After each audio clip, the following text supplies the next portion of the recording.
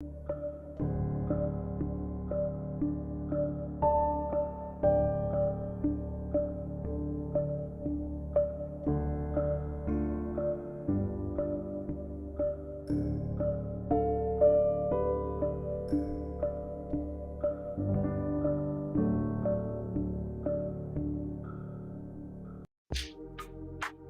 we're live. This is Julian Jean-Pierre from the Royal St. Lucian Seamoss Company, and I hope everybody is having an amazing Black History Month. It's another Wednesday, hump day, and wow, I think I've been on TikTok, Clubhouse for over a year because I got the balloon. I think that's the celebration, and yeah, congratulations to me. So, as usual, we don't really have a set program tonight, so, feel free to throw in your questions and stuff. I probably will talk about a few different things, um, maybe marketing and promotion, the idea I had about the raffle. I don't know if anybody saw that post earlier. Looking at different ways on how we can create more opportunities for people in St. Lucia. It's a beautiful country, but a lot of people are suffering there. Unemployment is extremely high. There's lots of youth that have really nothing to do, and so we want to create I don't know, we don't even know what we're going to create, but hopefully opportunities that will, encourage the youth to get into Seamoss or into other businesses. It doesn't have to be Seamoss; it could be anything, as long as they're just not fighting in the streets, like, you know. Anyways, music a bit, and we'll wait a few minutes before people get into the room before we get started. So if you are watching and you have any questions that you were looking to get answered, now would be a good time to ask a question. Make sure I'm getting streaming on my Seamoss Buyers Club. Yeah. I actually think I need to get a haircut. Looking rugged. It's been spending too many hours at the warehouse. I've been like every day there since from 9 in the morning till like 9 at night, trying to get caught up on all these orders to make sure that we're just like ahead of things.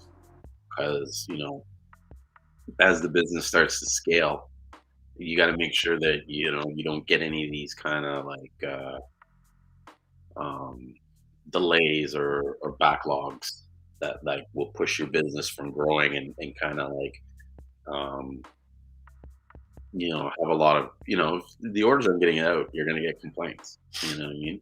And so you want to, as you grow, you want to kind of avoid getting those complaints. So some of those things is just making sure that you have enough supply, more than what you need. Like even today, it didn't come, but I had an order of like boxes, and about way more boxes than what I needed. But I know that I have them there, and it saves me money over the long run because I negotiate a better price by getting them in bulk, and then also I reduce the number of shipping times that the product shipped to me. And that alone costs money, right? And so um, the less it ships to me, the more it's there, the less I have to wait for it. Every time is money, and so the more time you spend waiting, the more money you're wasting. That could be going into creating more orders or doing more business. So yeah, those are some things to think about, I guess, when you're growing, is making sure that you definitely have enough stock on hand, whether it is boxes or bottles or even just sea moss. Um, Even with bottles, like I know one guy, he buys. I have to ask him how long he buys it for, but I know he buys his bottles for his Seamoss by the pallet. And so rather than going to run to dollar stores and these other places, he's just got them sitting in his warehouse. And when he needs them, he just pulls the jars, and the price he pays for them are like pennies. You know what I mean? I was even telling him that you could buy some extra bottles and sell those bottles at retail price and make enough money to probably pay for the cost of the bottles, including his, but like he would get his bottles for free, you know? And so as you grow your business, sometimes those are the kind of strategies you need to start thinking about and putting in place in your business so that when it grows and you're growing with it, you're trying to minimize costs at every angle, because when you're scaling and you're selling, say, 1,000 pounds a month, $1 is going to translate to $1,000. $1 saved. So if you can save $5, that's $5,000. You know, and so it really comes down to your cost of goods sold. You know what I mean? Making sure that you understand exactly what it costs to sell you that product that you sell, and you look at every component and see how you can find ways to cut costs in each segment, and then that will contribute to your overall cost. You know? And yeah, when it comes to scaling, that's critical. You know, so, some things to think about when growing your business and stuff. Uh, Definitely one area you really want to kind of like be focusing on more than anything is the marketing, because you could have, I find too many people spend their time on the packaging and the the the look of the product and the text and the pictures and all that kind of stuff. And like at the end of the day, um, people are going to go with what they see the most. And you could have a shitty product or a shitty looking product, and if it's shown more times than the person that has the good product or the fancy looking package and everything, people are going to tend to pick that product that they see the most, even though it doesn't look as appealing as the other product. Like, there's a reason why all those Seamosses get sold in all these grocery stores and stuff. It's because people see them all the time. If your guys' product was there and they sell your product instead of theirs, then um, they would probably purchase your product. But they aren't going to look at that product and say, I wonder if there's another product better. They're like, nope, this is the product here. I'm going to put it in my pocket and go. And so, it's key to make sure that you put your product as many places as you possibly can so it can be seen by as many people. Because the more people that you see or see the product, the greater chances you will have of them wanting to make the purchase of that product.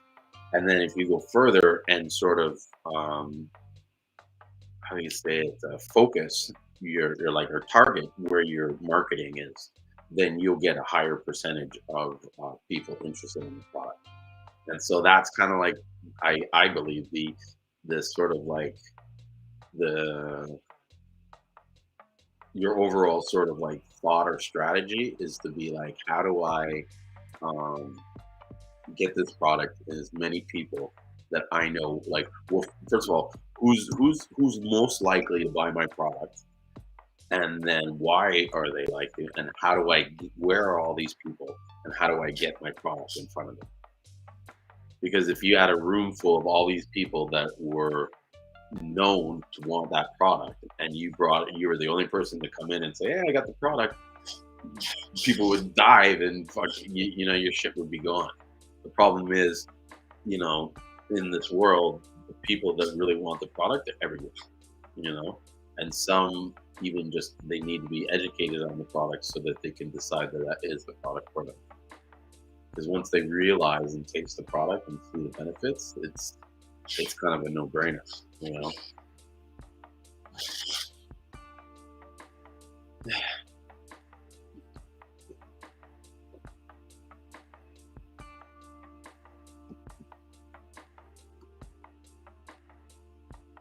So yeah, I don't know if anybody knows this, but I actually started. I don't know if there's a way to put it in there, but maybe I'll put it in the comments afterwards. Is I have a Calendly link, and so if you ever want to have like a one-on-one conversation with me, um, you're welcome to book a scheduled time with me, and we'll sit and talk, and you know, we'll whatever you want to talk about, we'll talk about it. And our like my past appointments have been like all over the range where it's been people that have been selling Seamoss in Africa and they're wondering how do they expand their market there, or someone that is in North America selling gel and how do they, increase their business, or how do they make the product more safer for people to use and that kind of stuff. So it's not like it's just for people looking to buy CMOS. This is an opportunity for anybody that's interested just in CMOS in general.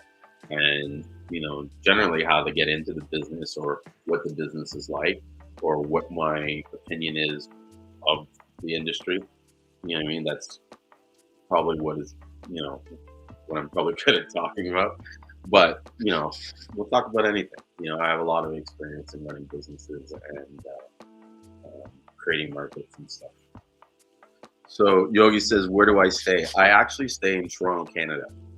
And so I'm in Toronto now, but I do have a home in St. Lucia. And so I live there between here and St. Lucia.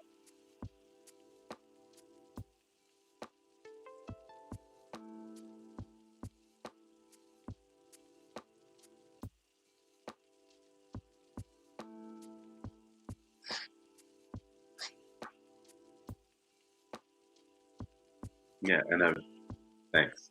Cool. And actually, you know what? Let me put the chat overlay so people can see. That was what you were saying.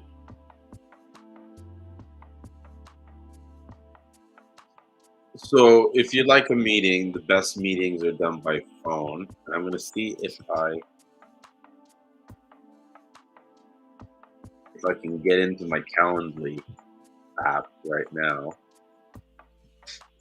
And if I can, I will post the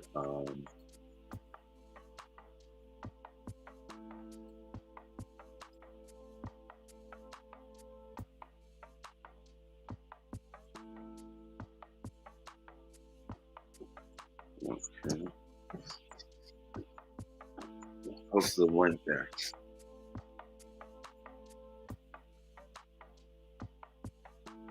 Yeah, yeah.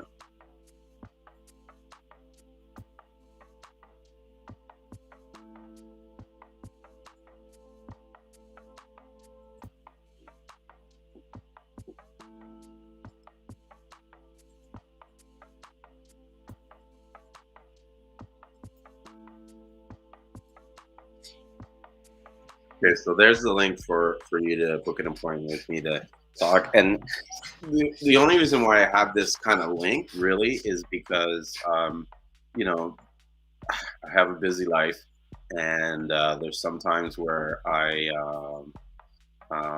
need to block off time and make sure that I mean, I dedicate my focus on certain things, and it just allows me to time the people around the time. So there's no sort of commitment financially, or any expectation or obligation. I only ask that if you can't make it, you let me know, and you reschedule, or just send me a message and cancel it. Um, so where do you get the contact info? I'll put it in my our 1-800 number. 681.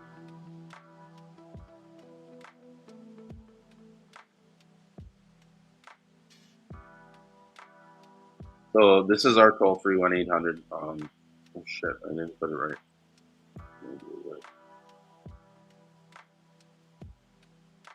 This is our 1-800 number, and you can call me anytime. You'll reach either me or my partner Ashwin, although he's usually never available. He's always hard to get hold of.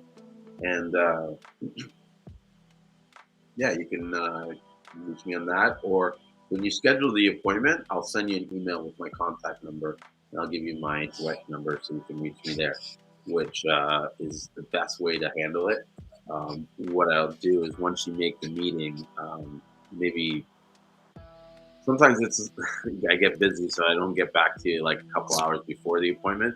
But I'll send you before the appointment starts. I'll send you my phone number, and you basically call me on that. You can call me on WhatsApp, or you can call me on Facebook audio, or like either if you follow me on Instagram, you can call me on there, or Facebook Messenger, or just directly.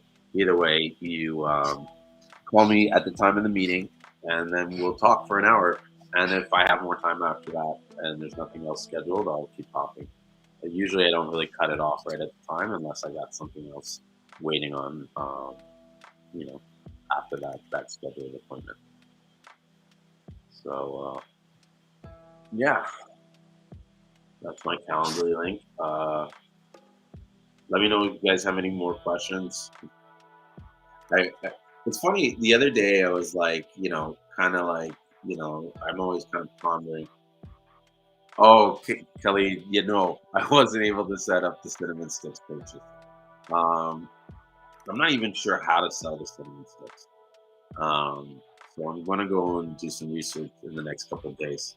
Why don't you call me, Khalid, and I'll work something out with you, and we'll do like a price offline, and I'll ship you the cinnamon sticks because I don't want you to wait until I get around to doing it.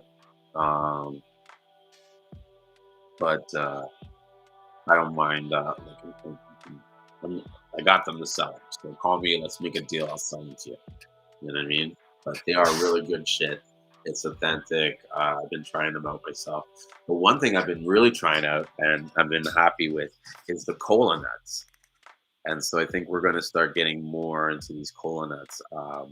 I've been adding it to my coffee, and I really feel like I don't know, maybe it's a placebo or not, but I find that I'm having more energy, less appetite.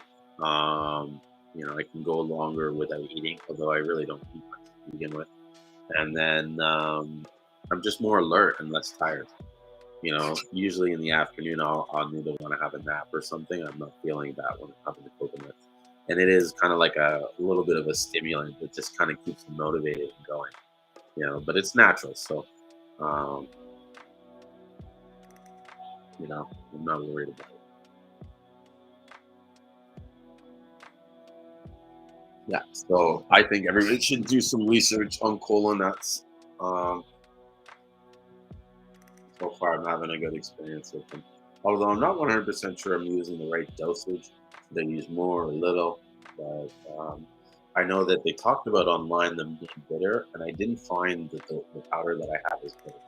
Although it didn't really dissolve too much in the coffee, and I found that in the end I would scoop up a little bit of that and just eat it, just to make sure that I was ingesting enough of the cola nut. And it just has a little bit of a nutty taste, more like I don't want to say sawdust, more of a fibrous texture, and with no taste to it except for that kind of nutty woody taste. Yeah, yeah, the cola nuts are cool. Actually, do I have? Let me grab it back. And you know what? I need to keep an eye on the clubhouse because for all I know, someone could be joining there and waiting to talk, and I'm not doing what.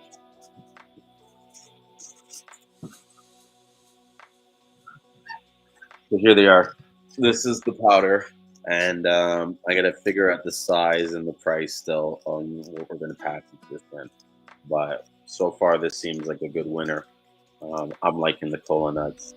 I'd like to even say mix this with meringue and see what that result is like. Like having a cola nut meringue tea with some other kind of maybe flavors to it. You know? Do I have the cinnamon here? Yeah. So I have a little piece of this cinnamon. I actually chewed on some of this the other day, and it was really nice. So this is a piece of the cinnamon stick. And so this is the real stuff. This was not cut with no machine. I think my partner, I got to double check with him to be sure. He has a video. I know I have a video, not of us getting this exact Seamoss, but Seamoss, this exact cinnamon sticks. But I have a video. I could probably find it later of the process of them cutting the wood to make this stuff. And so I'm pretty sure he got a video of it when it was done. Um, Another thing we have that really cool I want to try is nutmeg. And so this is the fresh nutmeg. I think my partner told me that his friend picked some of these themselves. They went in the tree and picked these from the tree. And so again, this is the real, like, all pretty much hand picked. Well, pretty much is hand picked because I know there was no machine used in it, and it's all natural.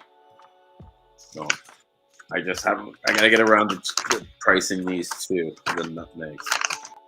But I think if you're wanting to have like a kitchen with, you want to have these different spices and seasonings so that you can add flavor to your food.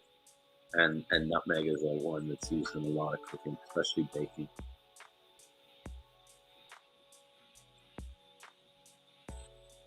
Mhm.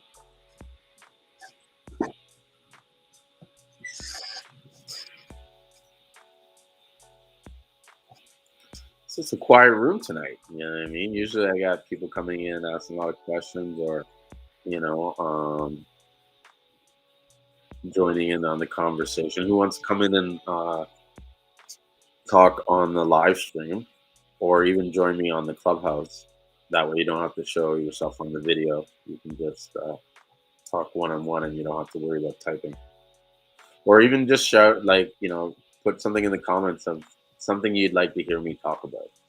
Whether it's like, what's the difference between gold and purple, which I get asked quite a bit, and I don't mind explaining. Um, or just, how is CMOS grown? Um, how's it dried? You know, what I mean? I actually have stuff. Let me pull my Instagram up maybe. I'm going to show you guys that.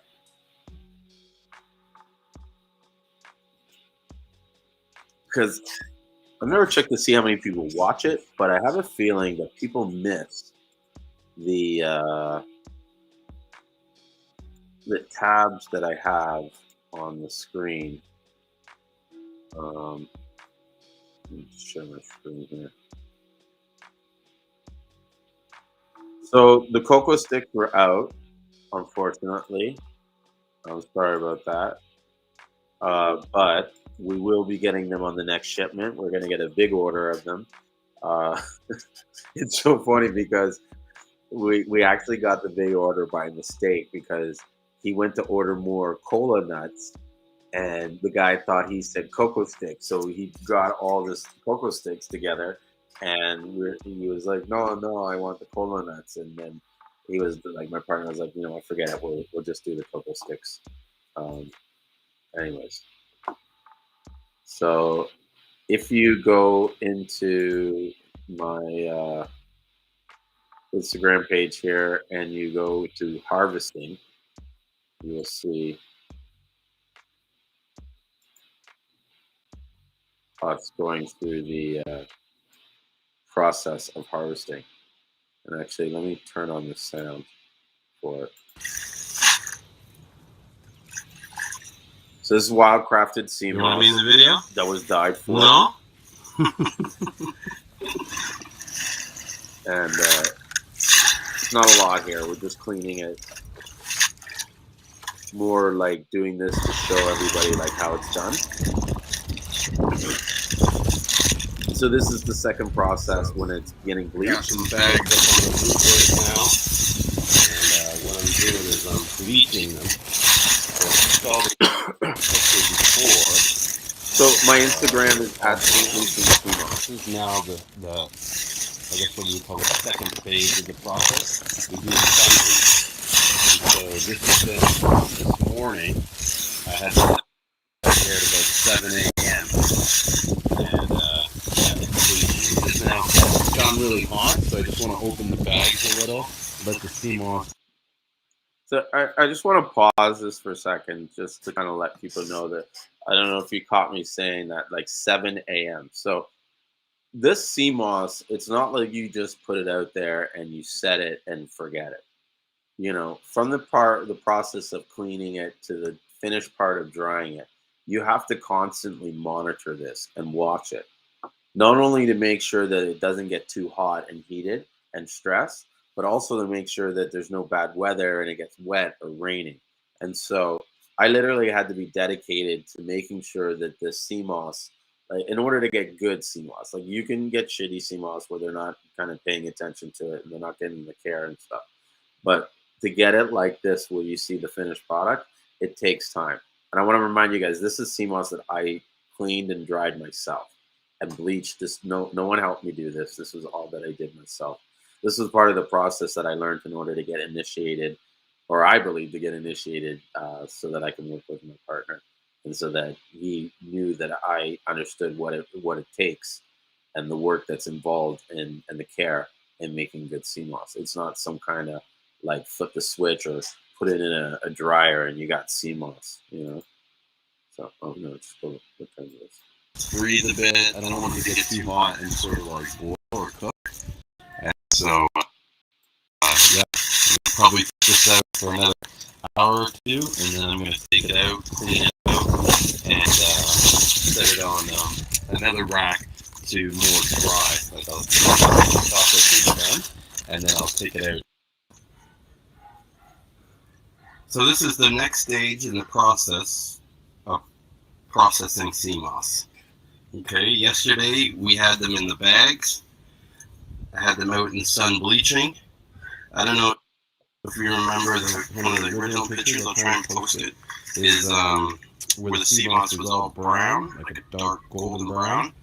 This is what it looks like after it's been bleached. And so it turns a very translucent, like white blonde, like a white yellow. Some places get really white. I mean, the idea is you want to try and make sure it bleaches even as possible. And then you put it in the sun here, and then we just leave it to dry. And then I come out every so often, and I'll turn it over, and I'll make the bottom parts look to the top, and just let the cool breeze. Yeah, so I was like the cool breeze get it. So that is the process of drying the sea moss. Oops, sorry. Yeah, that was the process of drying the sea moss. And if you want to check that out for yourself, and go back and look at it closely, I know it's hard to see on the screen and everything. You can check that out on my Instagram account.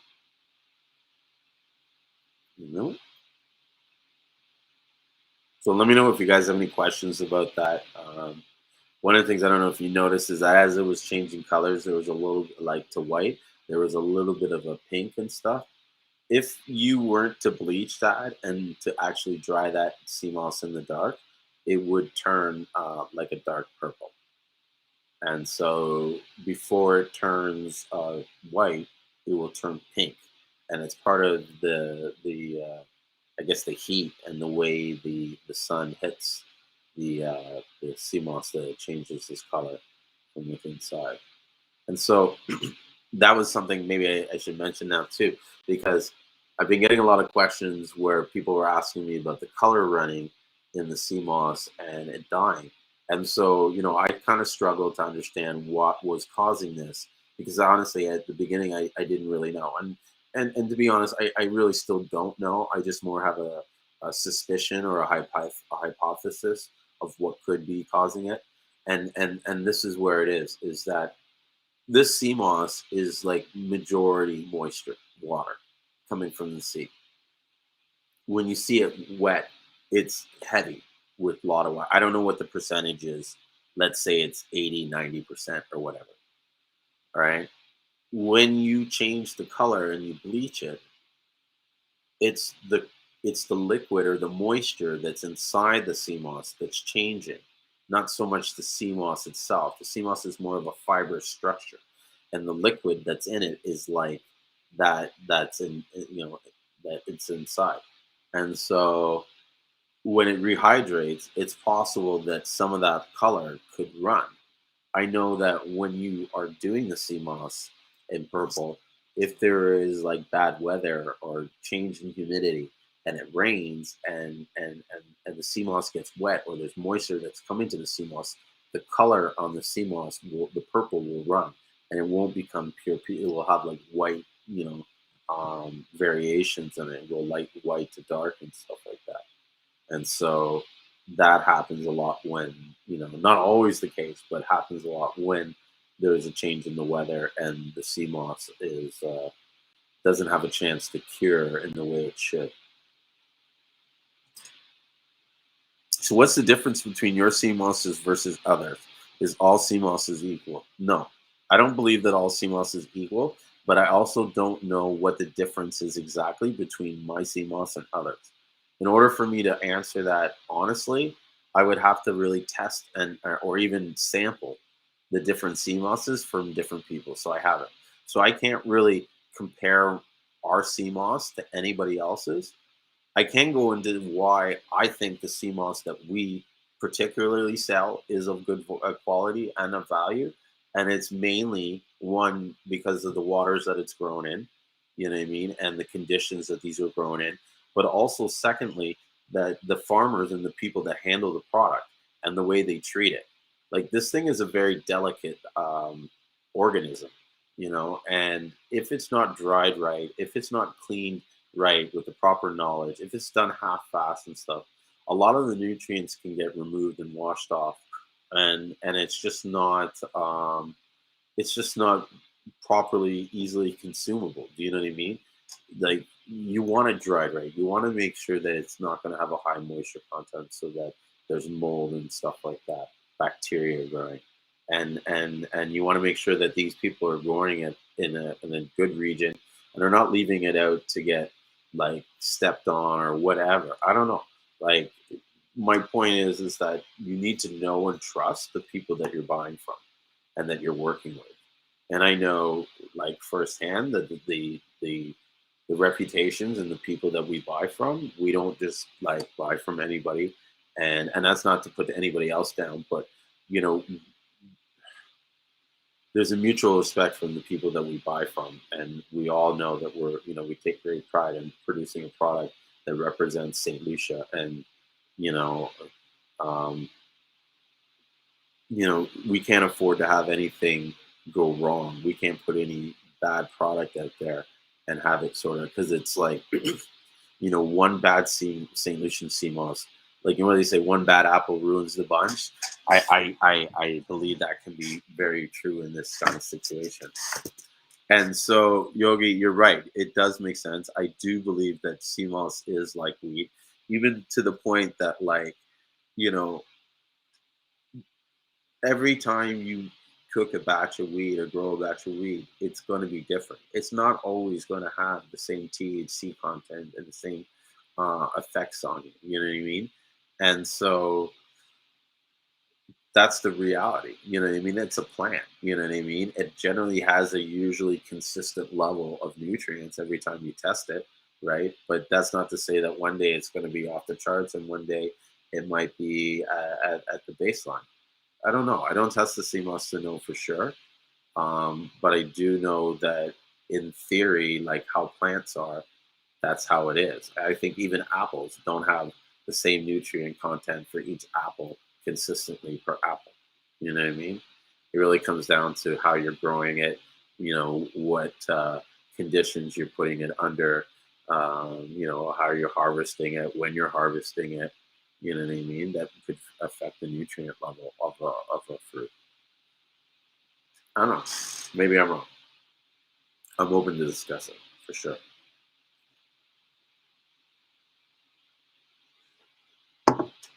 Mhm.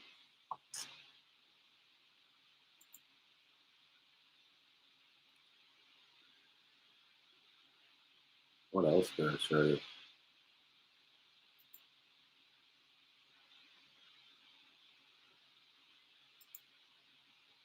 Actually, let me find it in here.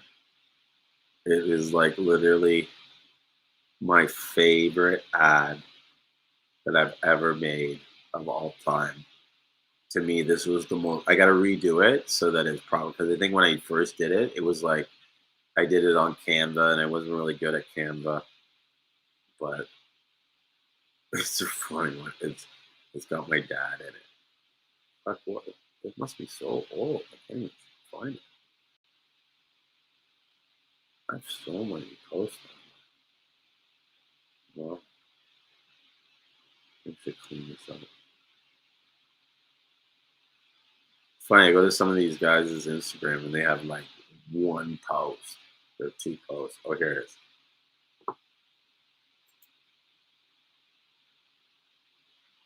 Okay, so I'm going to share the screen so you can see what I'm talking about. Yes, you can test Seamoss in the lab, but it's not cheap. So this is my favorite. So this is my picture of my dad, and what's funny is he's holding it. Like one day my uncle bought fish for us, and he was happy that my uncle bought fish. He was like, "Oh, look at the fish! Look at it!" So he shows me the fish. So that's him supposed to be smiling and happy, you know? Like, look at that face. And so I put, you know, what is it? I tried to order sea moss from this random guy on Instagram, and he shipped me this fish. Don't trust any random to be your plug.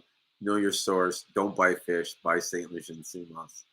Yeah, I thought that was badass. I thought it was so funny because, like, everybody's afraid of like ordering and not getting what they ordered. You know what I mean? And sometimes, maybe that was the only time I threw shade on somebody, but it was more of meant to be like a joke and be funny. I thought it was funny. I still laugh today at this stuff. Just looking at him with the fish. Yeah, that's my props.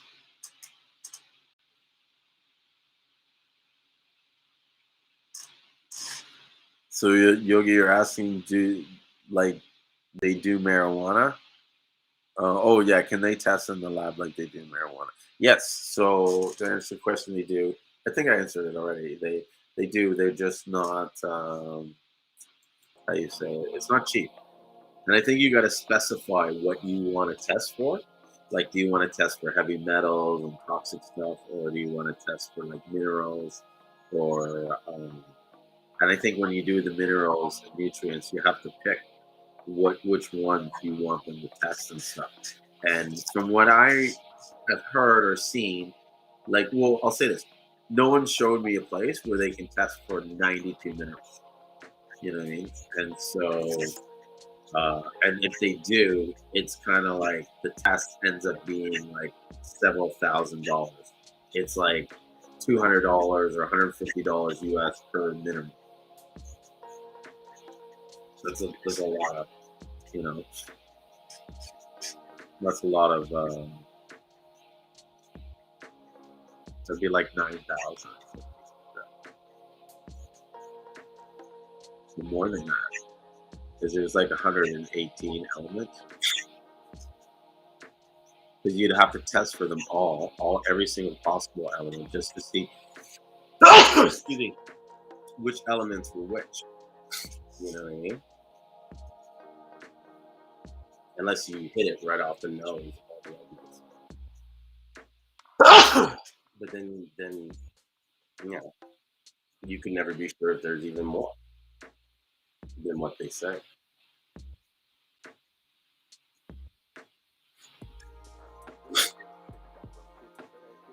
Also, Khaled, I hear your question was about how about discussing Cocoa Sticks. Let me know what you want to know about Cocoa Sticks. They're a great product. If you're into cacao and want to try like a hot cocoa tea and stuff like that, It's sort of like the drink of St. Lucia. You know what I mean? Like their national drink. Uh, like if I had to say like what is their national drink, it would be cocoa tea, or sorry, their national like food and stuff. It would be cocoa tea, saltfish and bakes, and then also they have saltfish and green figs, which is basically unripened bananas, boiled green figs. I think it's like boiled unripened bananas. Pretty good. I'll be right back. That's all.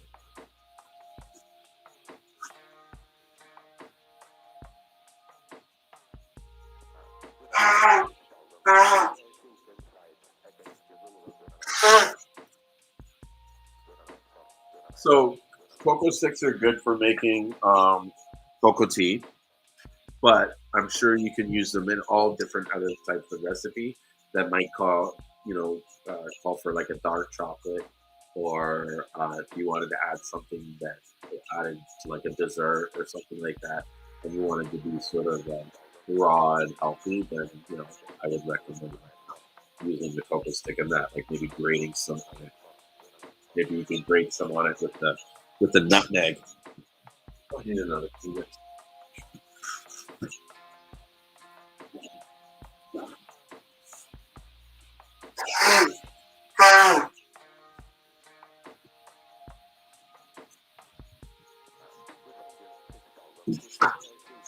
Yeah, allergies have been acting up lately, especially with packing all that Seamoss, the dust and everything. It's like, yeah, it gets dusty sometimes,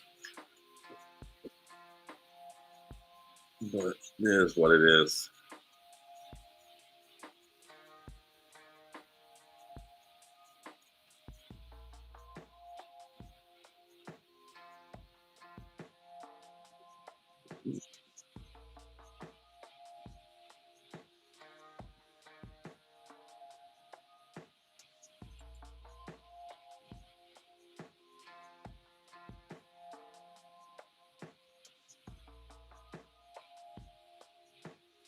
We're gonna,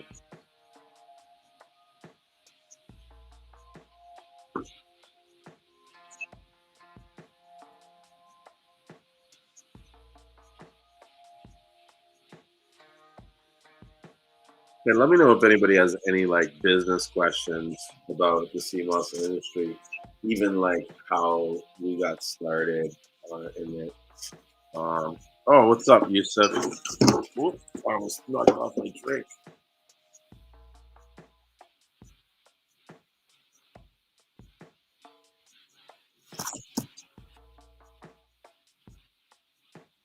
What's up, bro? Chilling, man. Chilling. Cool, cool. This is a closed room. I didn't know that. Oh, what else? Maybe I locked it. I just got this note saying, "Oh, this is a closed room." Well, what happened? I guess he's gone. Maybe he'll come back. That was Yusuf. He always pops up, usually on Instagram or Clubhouse. I wanted to do Instagram today, and I was so pissed. I got home and I realized I left the my iPad at the warehouse, and in order to do the Clubhouse and the Instagram, I would need both devices, which I don't have. So Instagram had to take the hit tonight, which is unfortunate, but it is what it is. And stuff. Hey, what's up, man? Oh, I had to get off and come back on. Yeah, that's weird. And then somehow the room was closed from the beginning because the replays are off. I hate oh, it was weird. When I was setting it up, it said the replays were on, but now it looks like it's off, which sucks because I know a lot of people listen to the replays afterwards. Yeah. Mm-hmm. So where are you in right now? What town are you in? What town are you in? Are you home still? Or? No. I'm on the road. I'm in Houston right now with a flat tire at the receiver trying to unload me. Oh shit! I have a flat tire. My brake, the little thing air in the tire. Yeah. That ripped off. I'm like, man, I'm in bad shape. Oh shit. So you're gonna be able to get out of there? I don't know. Hopefully when I get out of the door, I'll have somewhere to park. But I doubt it. So I doubt it. Yeah. I have no idea what I'm gonna do. Because then you got to do like roadside assistance because you can't change that tire yourself, right? Those things are huge. Definitely not. Even if I could, I would. But yeah, I'm messed up right now. Oh, that fucking sucks, man. I'm sorry to hear that. Well, one day it'll be over. Yes. I hope so. I'm trying to be positive. I'm sorry. There's always something. I was like 3 miles away from this place and it happened. I'm like, I was right around the corner. I was like, how did this happen that fast? Oh shit. Well, hopefully it's maybe something they can plug up and just fill the tire up. You know what I mean? No, it ain't that tire. My tire puncture has like a big old, just a hole, whatever. Like a gas. The tire is flat right now. My front tire on a trailer is flat. Completely flat. And the little air, I forgot what they call it, the chambers that hold the air, that push the air to use the brakes and all that stuff, that got completely ripped off. And that's what keeps the air pressure in the tire at all times. Yeah. Yep. So something must have caught it and just tore it apart. Wow. Yeah, ripped that off and punctured the other tire. Because the tire that is punctured, it still has its chamber, but the tire that's not flat don't have the air chamber on it. It's completely off. I bet you the air chamber is what made the puncture in the other tire.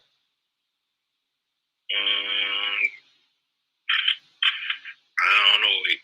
It could have. It could have. You know. It's just a big piece sticking out of it. Like I put my finger and I was like, well, that tire isn't no more good.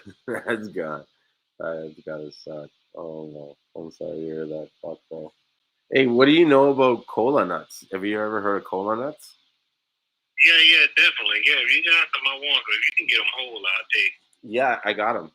And I don't know if I got whole or you got powder. I got the powder, but I can ask him. Can be good.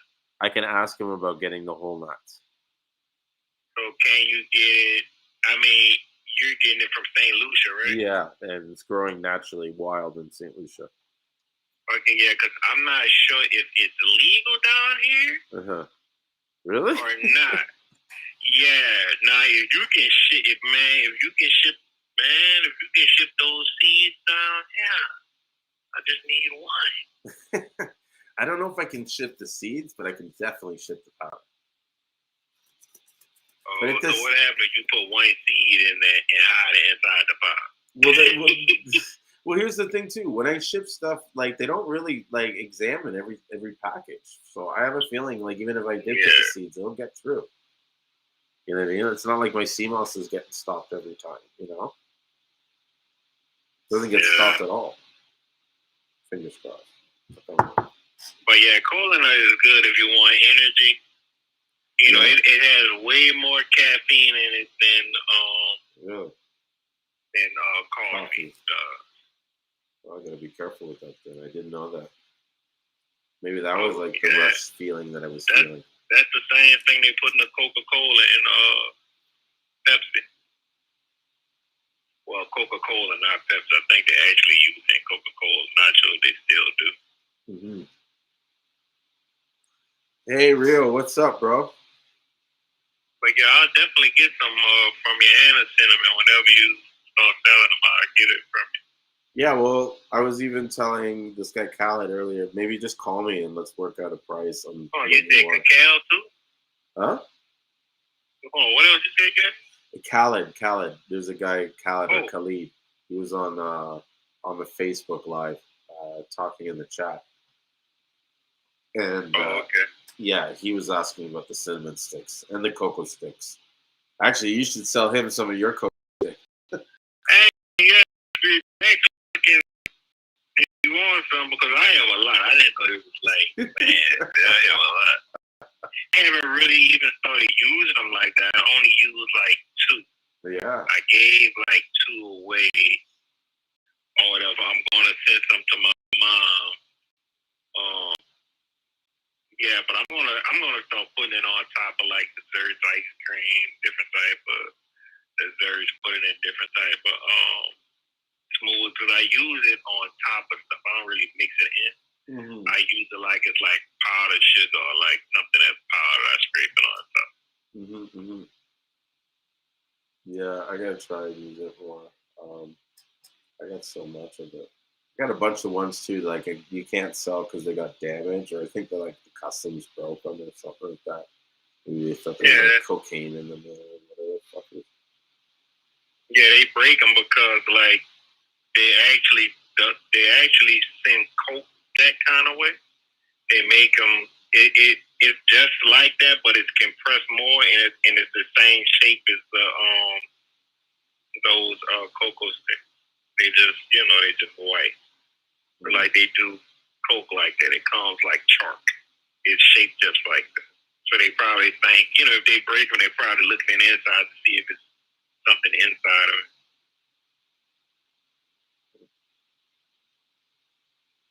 They call them fingers. They call them what? Fingers. Yeah. Those sticks are good. Those things are good. Well, yeah, customs used to be ripping my shit all apart. I remember you were telling me about that. Love. What? I said custom used to rip all my stuff apart. I used to order from the Bahamas. They ain't show me love at all, man. They used to rip my stuff apart. Mm-hmm. Everything. Mm-hmm. Open my bottles, drain out the tonics and stuff. I was like, oh man, these people here. Mm-hmm. So the real Cynthia here had a comment. She's like, I don't get the Seamoss stuff. Seems silly. And I'm just curious what part of it she seems silly about it. Because I mean, once you try it, there's nothing silly about it. It's a great product. It's like makes you feel good. I love Seamoss. Like definitely, I believe it makes you operate at a higher vibration than your normal stuff. Yeah, it really does. It makes your stomach feel better. It makes you less hungry. You can literally put it in anything if you know how to prepare it. You can put it in anything. You can thicken up sauces, make soup, make anything with it. Ice cream, all types of stuff. Yeah, I know. I know. And yeah, and I think there's so many ways that we could be using Seamoss even in recipes and stuff that we're just not using. Yeah. Whether it be soups and stuff. I know there's some places they use garceleria as salad. But I whether what? They use a garceleria like salad. Yeah, I ate it like that before. But like Italian. No, it was lemon juice. Cause we made like a lemon like dressing, lemon olive oil, and some other seasonings. We chopped up onion, bell pepper, and we ate it like that. It was pretty good too. I wonder what it'd be like. Taste of like you sauteed it with like soy sauce and some other like seasonings. You sauteed it, you're gonna come out much. No. I wonder how that would taste. I want if you probably can dry like beef jerky, that might be cool. What? I said if you can do it like beef jerky, that might be cool. Like, how would you do it beef jerky? Because I mean, it is kind of dry like beef jerky as it is. Yeah, that's what I'm saying. Like, that's what I'm thinking. I was like, I wonder how that would taste. Like if you clean it and soak it in some type of soy sauce and stuff and let it re-dry, and it be flavored. I wonder how that would taste. It probably feel like gristle once you start chewing it, but it might taste good, which I eat it raw sometimes. I wouldn't have a problem eating it like that. I think you onto something, Yusuf. I think if you could probably use it to make an imitation bone, it will probably be really good to make an imitation bone. Yeah, if you may have to like work with it. I think if you can like make a gel, I guess, and like freeze it, thaw it out, and like freeze dry it, and like to try to change the texture of it. What you think about deep fried Seamoss? Good. I don't know. You gotta go run to the bathroom. I don't know. It would you do it hydrated or dehydrated? It would have to be dehydrated. No, maybe. I don't know. Maybe hydrate. Well, you'd I'm have to batter it. Yeah, exactly. That's what I was thinking. Do a batter. I'm thinking calamari. That's what I'm thinking. Like, it'll be close to. Actually, that would be cool. Like a vegan calamari. Yeah. And you dry it in like a tempura batter. But it may have to be something fast because the Seamoss, when I heat it to it turns into like super soft. But it does feel like calamari. Like that's exactly how I feel. So you may have to. That's exactly how I feel. It feels like bristle, like calamari. And you could probably soak the Seamoss in some kind of seasoning to have it so that when you eat it, it has a flavor to it.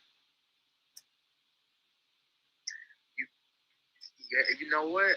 I'm gonna try. Holy fuck, guy! Try it. No, I'm gonna try soaking in soy sauce because when they do the ramen and then you get the egg inside the ramen. Yeah. That's what they do. They soak it in soy sauce. Yeah. Yeah, try it. Try to soak it like you're doing a jerky. Clean it, rehydrate it, and then soak it in soy sauce stuff and just let it dry. It may be chewy and flavorful like beef jerky. Mm-hmm. And it already has a little salt in it. That's if you want to keep that salt on it, but soy sauce has salt in it. Yeah, you probably have to do like a low sodium soy sauce, but no, but then you batter it. Yeah, you know what I mean. Batter it with like a tempura batter, and then deep fry it and see if it's like if anything, it's gonna have some kind of soft thing like onion ring or something. Yeah. You know what? How about this? You think, okay, how about soaking it,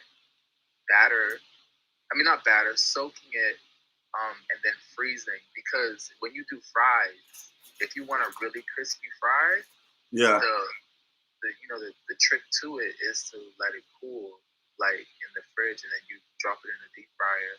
So if you batter it after you freeze it, you probably could keep, That's true. You'll have a nice texture. I know that's what we used to do. Cut the fries, put it in some cold ice water, and we used to take it out, let it drain, fry it, and then put it in a cooler, let it cool down. And then we use that like the whole day or the next day. Yeah. And it's super crispy. Okay. Hey, Julian, I'm about to experiment. So what's the code to, is it buy to get? Because I've been trying to do it the other day and it didn't go through. So.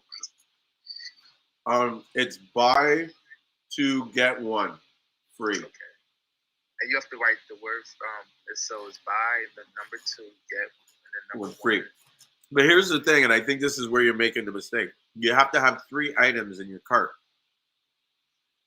Okay, yeah. No, I just didn't. I didn't put free in. I just thought it was buy 2 get 1. No, buy 2 get 1 free. All capitals. Oh, all caps. Okay. I don't know if the all capitals make a difference, but that's how I put it. I'm gonna tell you right. Yeah.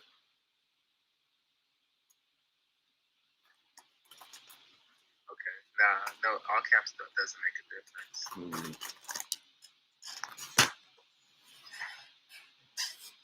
I don't know why these guys put these snacks in front of me. When I'm on the live stream, I'm talking and stuff. I just start grabbing shit. I just ate all this like M&Ms. I'm so hungry. I ain't eat the whole day today at all. Sorry. Like nothing, man. I didn't eat anything today. Hey, he right here smacking in your ear. Yep. Talking about right now, I do French fries and mashed potatoes and corn chips they put in front of me. Oh Man. shit! Well, fry up some Seamoss. You know, let's do this shit. These things. Last one. Hey, y'all be, you know what had me rolling? One of my friends said, you can't eat one chip. I bet you just can't eat one chip. And I was like, bet you I can. And I showed him the one chip challenge thing that y'all use all. Oh yeah, I have those too. The one chips. Yeah, that come in a coffin box. Yeah. You tried one yet? Hell to the no. I will. Just not right now. Crazy. I can't believe, like, marketing genius. That's what I gotta say.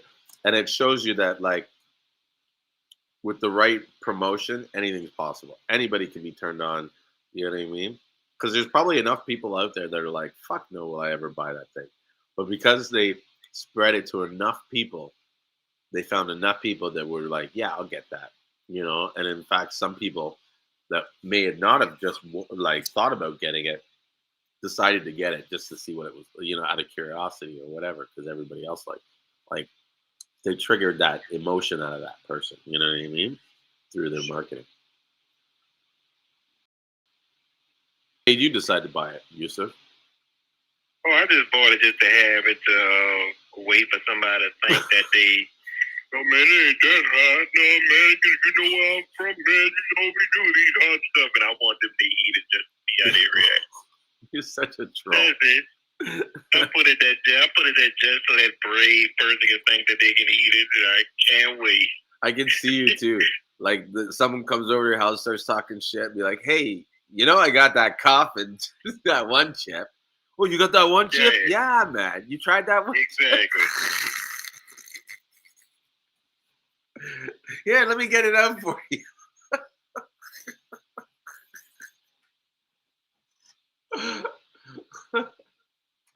Oh fuck, that'd be funny. The setup.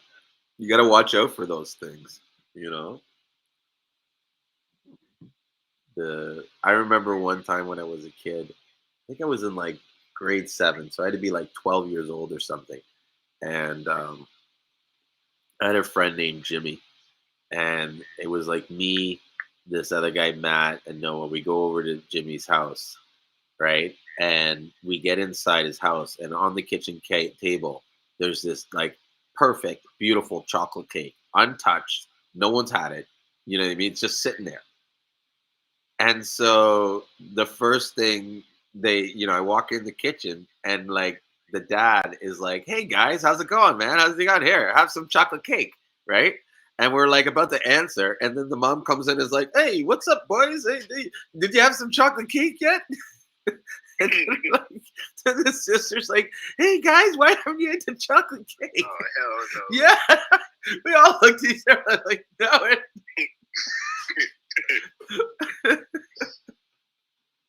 I was like, no, it's not just a chocolate cake. But I don't know. I've never had it happen. I've had it close though happen to me where someone fucked up my food, and it was my brother. And this was in high school, and I'll never forget this one. He got mad at me for some argument. I used to be like a real fucking asshole to my younger brother. Like, you know, we joke about it now, right? But like, I was a dick, and I did something dick move, and he was like, "Fuck you," whatever, right? And we left in the fight, and I see him at school, and so he comes up to me and he's like, "Listen, you know, we're bros, and you know, I don't want to fight anymore, and da da da da da. Like, you know, I'm sorry, and I was wrong. And I'm like, yeah, that's right. You're right. And he's like, yeah, I made this sandwich for you, right? And I was like, oh, yeah, great. He's like, yeah, I know you left your lunch and this and that, right? So I brought you the sandwich. So I go to take the sandwich and I'm about to take a bite of the sandwich. And something made me look up and look at him, right? And you could just see him like getting ready to crack, right? Like, you know? So I was like, okay, what the fuck's up here? I opened up the fucking sandwich and inside he had put cat turds in it. I couldn't believe it. I was like, motherfucker. And can you imagine if I ate that? Oh my God. It had all the kitty litter and everything. Y'all savage, boy. Yeah. Well, let's talk about Seamoss before we. Oh yeah. Okay. One more thing. What? Let me go right. Can I try some of that? What's the hardwood stuff? Bois Day.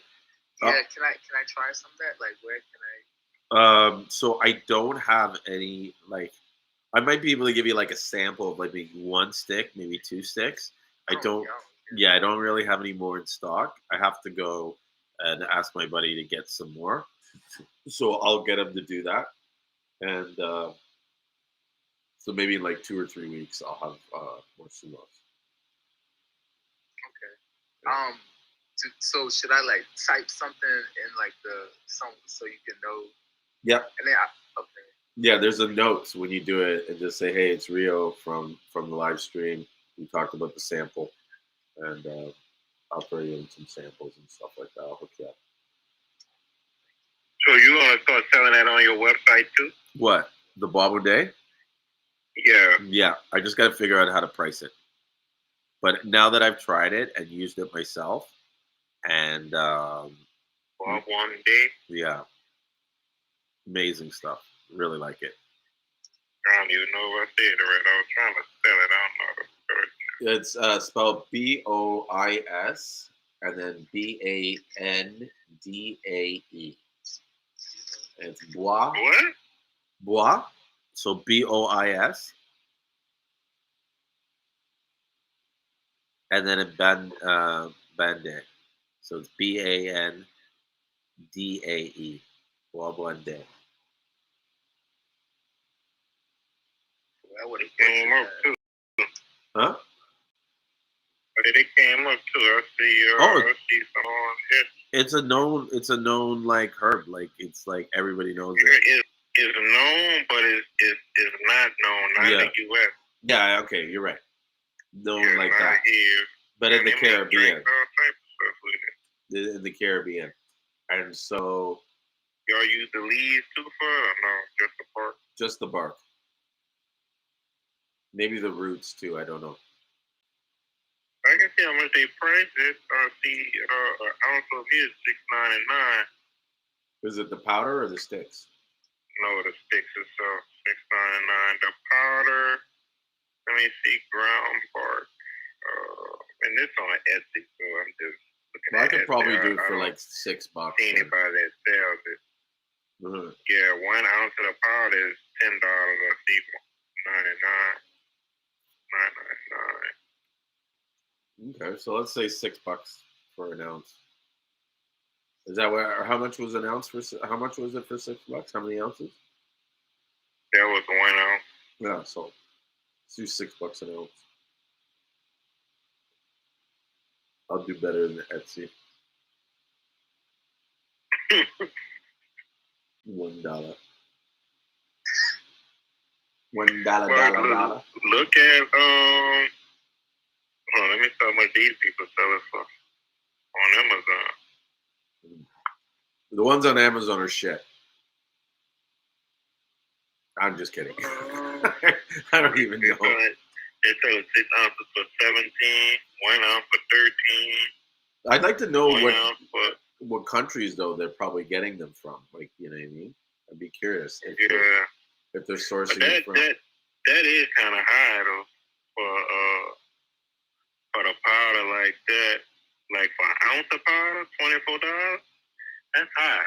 Like I would never buy an ounce of pine for $24 Why?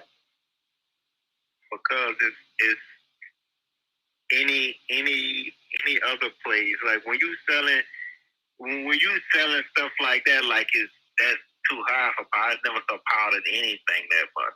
I mean, there's some cocaine, but nah, I never saw powder that's not that much at all. But you know, I'm like, nah. So with botanicals powder, which I don't think they have that. So it's like it's good to go look at the different herbs. Like they have yohimbe bark. You know, and that's similar to that Balmond Day. Like that's similar to that, but this is from Africa, and they sell it in the whole like bark form, and they sell it in the powder. So I would kind of sell it like they sell it because it's a similar type of thing, but one does something that the other one doesn't. The yohimbe bark actually kind of lightly stretches it. So, you know, it does different things to the male organ. Well, the Boblin Day is supposed to also work for females too.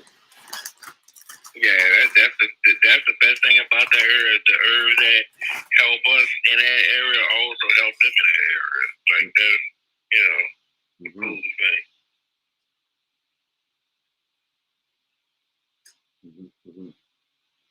I'm still trying to give it to my wife. She refuses to take it. She doesn't want to be a guinea pig. Which is too bad. Did you take it?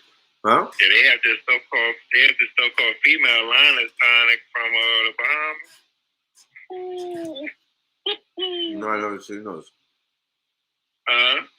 Never heard of them. A female line tonic from where? The Bahamas?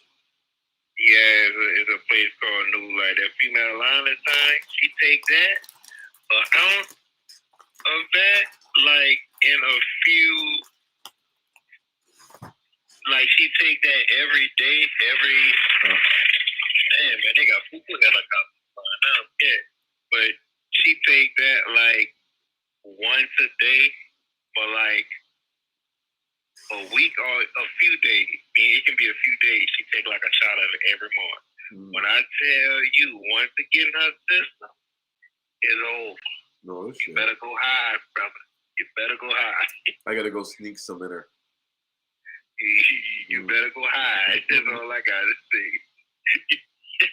Well, you better go high. You gonna be talking about you got a headache now. I got a headache, baby. I remember this girl who I had a dispensary one time, and she came in to sell my product, and she told me about this cream that they have for the females, and I can't remember if it was with CBD or THC, but she said it was like the best cream that she's ever used. Like she's like she won't have sex without it, and I was like, what? I was like, okay, how much are those things? Man. Yeah. Crazy. But yeah, my wife, she don't even want to like take the liners tonic stuff from the Bahamas anymore. Like she don't even want to talk about it. Yeah. It was too intense for her. Like she don't even want to talk about it stuff. Do you think she'd ever do a yoni stream? Or a yoni steam, I mean? A yoni steam. You know what a yoni steam is? Or yoni? Oh, yeah. She probably good. I know a few females that talk about that they do that. I think it's crazy just how some heat, you know what I mean? Like, I don't know. Maybe it's not the right platform to be talking about. Say it again. Pardon? I've seen what it does. Like I've seen what came out after they inserted, because one of me and my aunt, she did it before, and the signs in me was like, you know, can I see? Like, you know, and stuff comes out for sure. So So they actually inserted something? Because I always thought. No, they have the yoni steam. He may be talking about the He may be talking about the T-balls that they make. Like, yeah. My bad. Yeah. Okay. Yeah. That is. I forgot the steam is. Just like the pot. Yeah, they squat over a pot.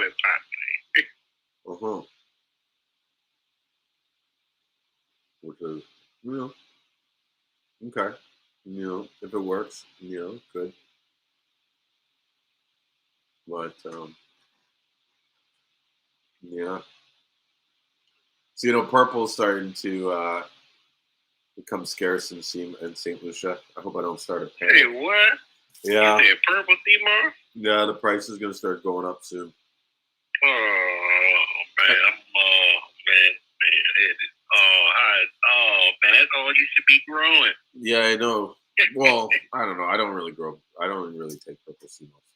But yeah, I was talking to my partner the other day. He's just saying it's getting harder and harder. People that do have it are selling it for more. So it's kind of like, if you want to get it,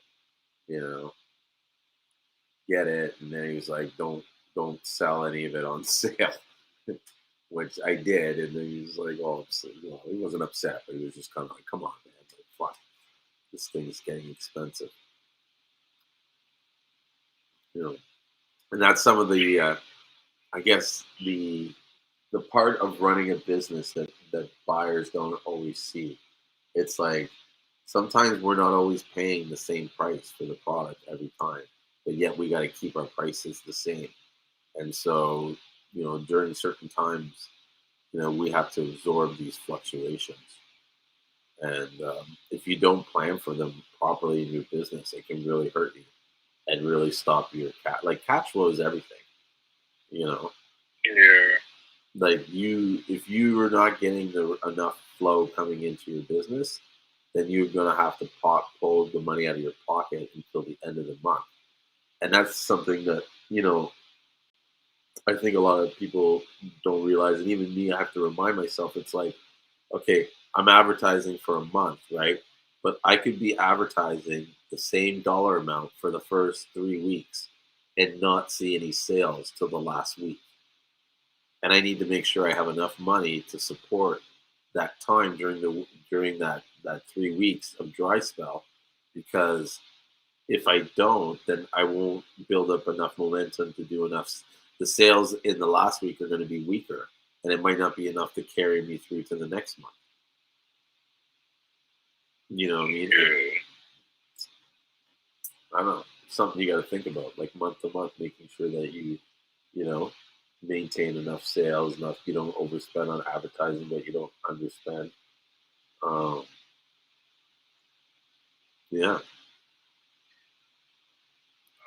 I have a question. Yeah. Do you ever think about getting a greenhouse to dry your Seamoss? Would it make sense to do it like that? So we do. A lot of the Seamoss farmers have solar dryers. And so it's possible, not possible, that's what they do. They dry it in the Seamoss, and they'll dry it in the sun. They have a one for drying, for bleaching, and then they have bleaching tables and then drying tables.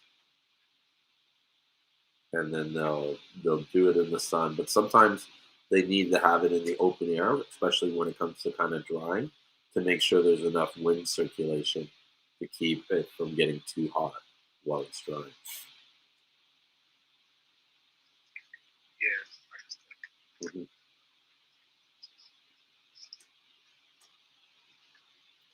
Yeah, the more the breeze, the faster it dries.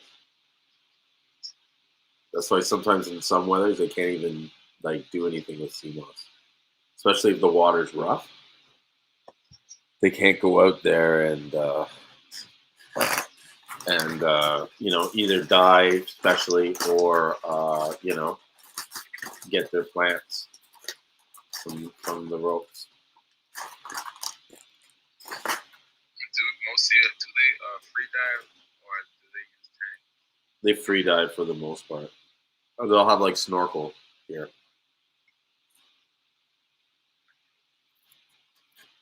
And what happens a lot is the Seamoss will tend to clump together in big bushes. So they'll find a spot where there's a lot of it, and they'll just go down and then start pulling it up. You know,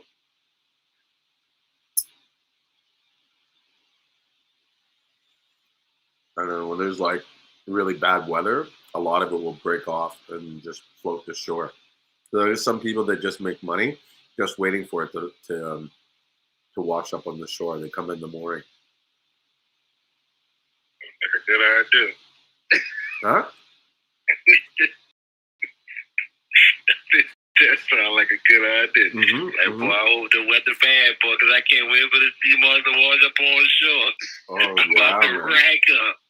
I'll be out there every time. Oh, shit, man, I heard a thong come. I heard the wave. Oh, they'll about kill to you, bro. ride. They'll come after you and say, if they know like you're there waiting for, you know what I mean? Like some of them get mad. Some of these farmers, man, because and it's heartbreaking because a lot of times some of the Seamoss is like, especially the Seamoss, like a lot of times when there's bad weather, the Seamoss will break off from the farms and it will all wash up on shore. I mean, there was times where we would get calls and there'd be like, there's a big bonanza because, you know, all the Seamoss farmers lost their Seamoss, and they have to sit there and watch everybody pick it up. They can't fight you and say no, you know. But I think they're going to put a stop to it soon. I think they're going to start registering farmers. Well, they already do, but I think they're going to kind of enforce it in a way that if you don't have this farmer registry card, then you won't be able to, like, if they stop you and you have Seamoss, then you'll have to explain why you have Seamoss. Like, I wouldn't die for it, man. This is from the rock. Well, that's the thing. You're not allowed legally in St. Lucia. You're not allowed to dive from the rocks and sell it. What? Yep. Oh man. That's what type of United States of law is that going over there? Yeah. So I don't know if that's some information that I should be divulging, but it's the truth. Oh man. Now people do it. It's not to say that they don't, but legally, you know what I mean. Like you can get a lot of trouble if you're caught exporting wildcrafted Seamoss. Is it? I mean, and you know, but is it because of like something that's with the reefs or? Yeah, it's like, see, this is the one of the arguments or the annoyances that I have because people are so like adamant about getting wildcrafted Seamoss. Most of them don't really understand the difference or what it is, and they're only liking it because they feel they've been told. Not even they feel they've been told that this is the best. If everybody just said Seamoss and didn't care about wildcrafted, then you know what I mean. But they do that because they feel like, okay, this is a way to differentiate my product from the other as being better, you know. But there's no way to certify or verify that your Seamoss is wildcrafted. So every Seamoss can be wildcrafted if they want. There's not even a standard definition of what wildcrafted means, right? But this Seamoss that you harvest from the wild is destroying the marine environment. Okay, it is like a pivotal, like, how do I say it? Like pillar of how the marine life functions underwater. So Seamoss gives food to marine life on multiple levels. One, just Seamoss they eat the plant as vegetation, but also the Seamoss releases spores and grommets, or I don't know if I'm pronouncing it right, but basically sperm and eggs. And this stuff acts as the microphytoplankton to basically, not microphyto. It's basically a phytoplankton that's vegetative, like algae. I don't know the term, right? But there's a term for that type of plankton, and it's one of the building blocks for food for all life in the ocean, right? And then on top of that, the Seamoss is a filter, so it helps balance the water and make sure that there's not an overabundance of nitrates and other sort of things that can cause like just like an imbalance of the environment, like it helps regulate the pH level of the water in its surrounding areas. So it's like to take, and it was put there. Like there was a reason why it's there. So to come in and kind of like take it and take most of it, which is generally what happens when people are having such a huge demand for wildcrafted. It's like, you're really kind of like raping the environment and exploiting it. Like people go on about they're doing this for their health and stuff, but like, yes, it's good for your health, but at what cost? Do you know what I'm saying? And people don't understand that the cost is huge because the demand is enormous, right? And when you look at the amount of Seamoss that is required to produce even like 100 pounds, and then you start looking at the demand of people. I mean, I just got a shipment of 3,000 pounds, right? And I think for every 1 pound, it takes 10 pounds of wet. You know what I mean? So that's 30,000 pounds of wet Seamoss. If it was all wildcrafted, you know what I mean? That's 30,000 pounds that had to be removed from an island.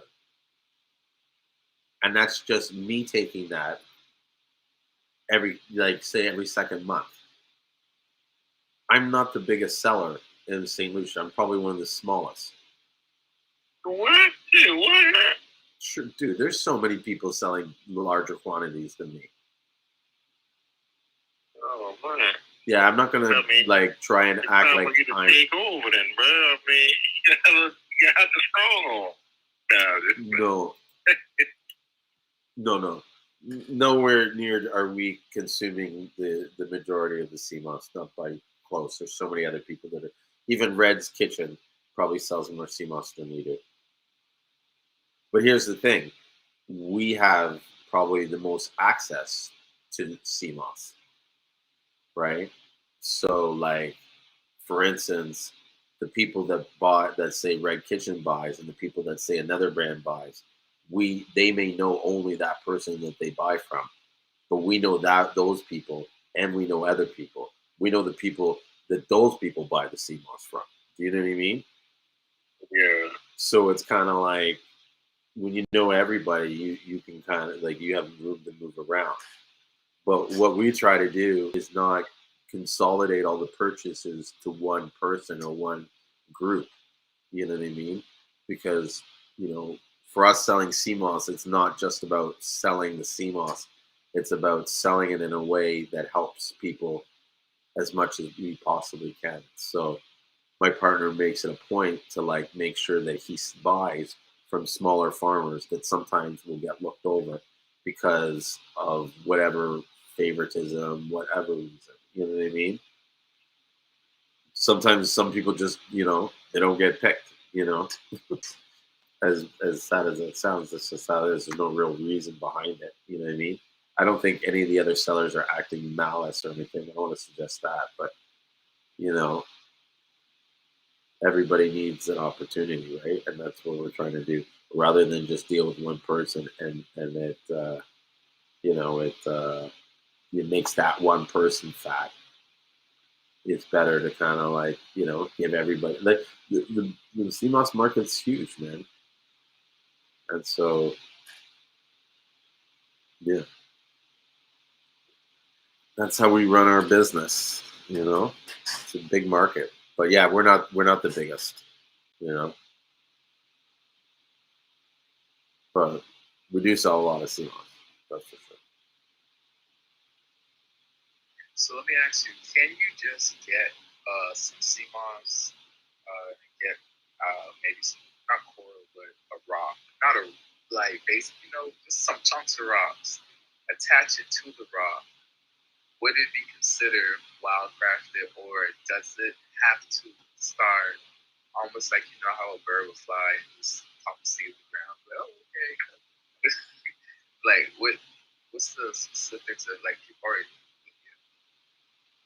See, I don't know. That's hard for me to answer that because my views of what wildcrafted is and what it means is different than what a lot of people. most people that and I know why you're referencing the rock.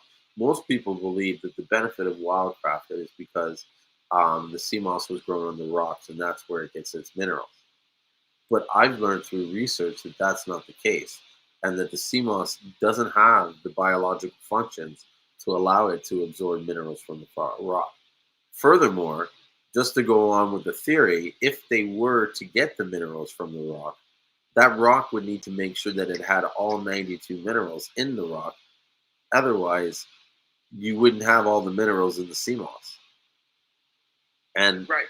I'm not a geologist, but my understanding is that most rocks don't contain 92 minerals. They sure don't have gold, silver, and all rock. They sure don't have Pardon? a lot of stuff right now. Like they don't have copper in them. It's all type of stuff. Yeah, they might have one or two. They're not going to have 92 minerals in every rock. Yeah, and like people say 92 minerals. When you look at it, like people don't understand on that periodic table. Some of that stuff is gas. Some of the stuff that's on there is considered synthetic. Yeah. Some of that stuff on there is poisonous, and a lot of stuff on there is radiation. A lot of stuff on there is radioactive material. So yeah, sea moss can have a lot of stuff in it. If you get it from the right place and you eat that shit, you're gonna die. It's got 92 minerals in there. That's 92 all type of shit. But that you can find the information on it. It's books out there. You just have to know how to search for the book. Like Florida has a big marine place that deals with all type of seaweed. Like they document stuff like big time. They document everything. I didn't know that. Yeah, me either. Yeah, they have places in Florida that document sea moss. Like that's all places, not sea moss, but seaweed. All type of different seaweed. Yeah. And, Garthilari, everything. They study it, everything about it. They know everything about it.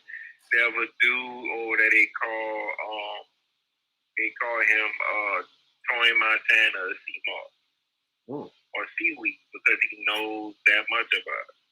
I didn't know that. Yeah, you have like Florida big on their health. I ain't gonna lie. That's one thing about Florida. Well, it is getting big, and people are studying it. I said it is getting bigger and bigger, and people are studying, especially for stuff like animal food consumption and stuff. Yeah. Where they're really not going to care about these 92 minerals, even if there is, whatever, how many minerals are in the product. Oh. But as long as it produces the results that they want, then they're good, Yeah. They cannot complain. Man, I'm hungry right now, man. I'm hungry. Man, I'm so hungry I can catch a rabbit and make a Philly steak and cheese with it. Well, can't you get something to eat? Huh? I said you can't get something to eat? No, I'm getting unloaded and it's nothing here, man. I had to move. I had to keep moving today because they had two chicks in front of me at the gas station. Yeah, the truck stop there was just like took a whole hour just to get gas, and that kind of like that set me back, and I had to just leave. Like it was all types of stuff happening today. The company calling me, waking me up. Oh, when you gonna deliver the load? If I can deliver the load from 12 o'clock in the morning to 11 at night, why are you worrying about what time I deliver the load? I hate that. Like, okay, you really want to know I'm going to deliver the load at 9 o'clock at night? Yeah. God, I should have told him. I'm gonna deliver it at 11 or at 10:50, like 2 minutes before it's supposed to be there. That's when I'm gonna deliver them. Fuck. And if I get in there before there, I'm early. Like sometimes I hate when people ask these kind of stupid questions that kind of answer themselves. Do you know what I mean? And I'm like, man, I be wanting to get some sleep. They be trying to run me like a damn, run me. I don't know. To me, it's like, and maybe I'm being picky, but it's like I expect that if you're going to ask me a stupid question like that, you divulge the reason why you're asking me the question when you're asking the question. Like I could handle someone saying to me, I'd like to know when you're getting there because I'm trying to schedule the time to do but just say, well, what are you getting there? Like what? So you can just be aware of when I'll call you 10 minutes before I get there. That's when you'll know. Like, yeah, like knowing 2 hours before I get there I got doesn't. on the load for you. Yeah, like I'll get there when I get there. So what happens if and I hate that sometimes answering that question because sometimes you don't know when you're going to get there. So what happens if I get there 10 minutes later? Well, you said you were going to get here at this time. Well, I thought I was going to get there at this time. And that's always the problem. That's always the problem. I was like, bro, you have traffic, you have accidents, and I'm in Texas. Yeah. It's like, well, we don't know. That'll be cutting it close. I was like, well, I'm not the one trying to get the load moved. Yeah. Well, you better watch it because you don't want to land yourself on the news where they're like, local man refuses to deliver fucking load. Starts war on the supply chain like wars or whatever. Do we have a problem with swap Wage war on these people out there. Running. These people. Yo, you said you from Louisiana? Yeah, I'm from New Orleans. I can hear it come out when you get a little passionate.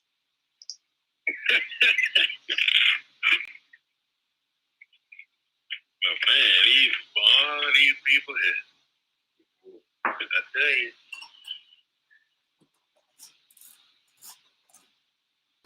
Don't drive trucks for nobody. If you don't own a truck, don't drive it.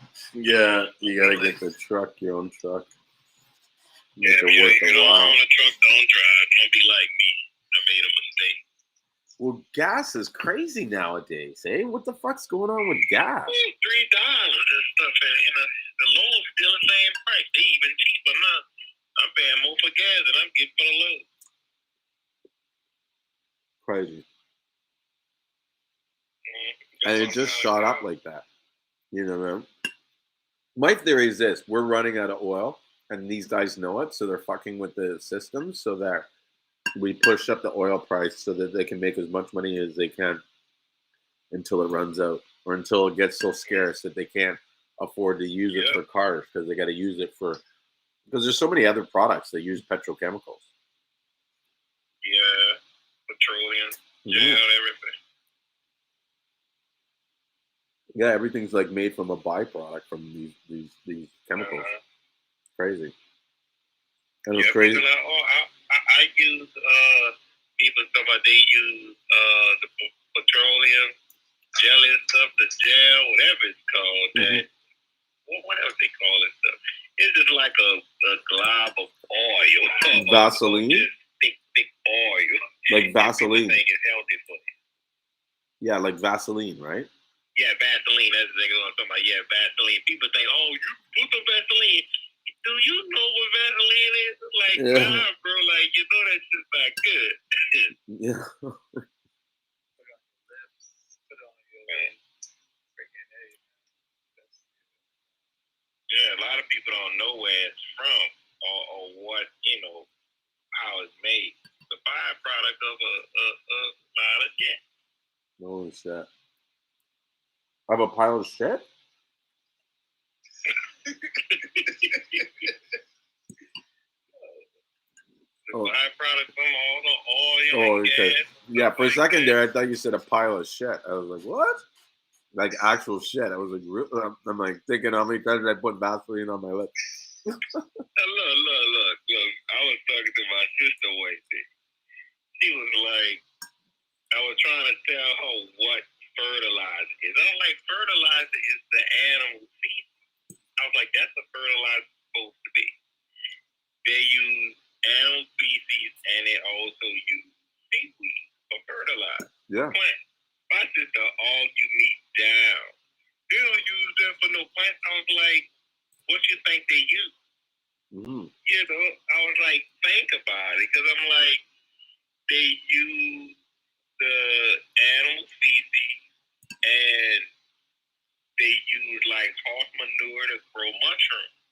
Mm-hmm. They use different like the species to grow mushrooms. It's like you take the horse manure, which nothing is as bad with it. People always hear like, I don't know, people just don't think too much, but it's like you take the horse manure, they would mix that with some type of ground up like tree branches, parts, whatever. Mm-hmm. You know, like sawdust. And I'm like, they use that to grow mushrooms. But you tell people, they're like, no, they don't. I was like, yes, they use shit to grow mushrooms. They do. They just sterilize it. Yes. And then the crazy thing about it, a lot of people, when they talk about sterilizing stuff to grow mushrooms, I was like, if you can go pick mushrooms from outside and eat it, why do you really have to sterilize? Mm-hmm. You know, and that's the argument for me too with a lot of people. Man, you have to make something like, no, you don't, because out in the wild is just wild. Well, you don't have to. Just, Yeah, you don't have to sterilize the mushroom per se, but you have to sterilize the substrate. the substrate, but you really don't have to. You know what I'm saying? Because you can get a log and put that in your backyard and put the spores on it, and it's gonna grow. It might grow multiple times out of the year, or you can keep that for a long time. You don't have to sterilize certain things. Mm-hmm. I mean, I get why people do it, but out in the wild, it's not sterilized.